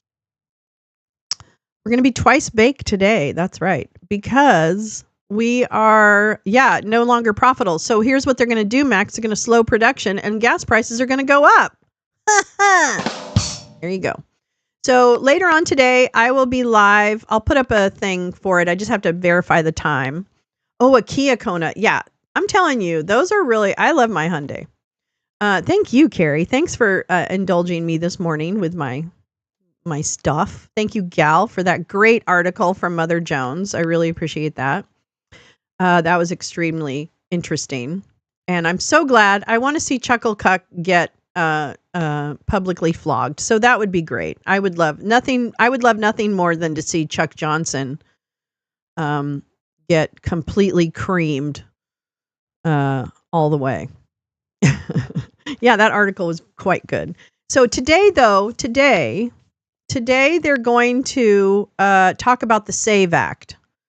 And the SAVE Act in the Rules Committee today. So it's going to be one of those little dry things, but they're going to be talking about some important things. And the SAVE Act is particularly important because it's the act that they want to pass that is going to require that you have a proof of citizenship to vote, like a birth certificate or a passport. So it is the voting restrictions bill that they are trying to pass in Congress. So I thought we'd listen in as they talk it out in their Rules Committee, their markup, if you will. So I'll be back on for that. So look for a placeholder for that. And then we should be going back to Spaces today. So I think we should be in really good, lots of good info. But yeah, the SAVE Act is really important, and we need to speak up about it. So hopefully we'll get some information about it, and then be able to help people call their Congress people to bring attention to it. So, the Brennan Center's suing. Good. They're suing now too over the SAVE Act. Fantastic. I love the Brennan Center. It's a great a great institution. The Rules Committee is better because they speak to each other more. Yeah, exactly, SB. So you really get a feel for what's coming down. You know what I mean? Like I appreciate that we get a little more raw interaction between people. Yeah, the SAVE Act is super important. Super important. All right. So we'll be watching that this afternoon. So thanks for coming. Have a really, really, really great day. I think you're really awesome. Thank you for coming today. I like beer. Thank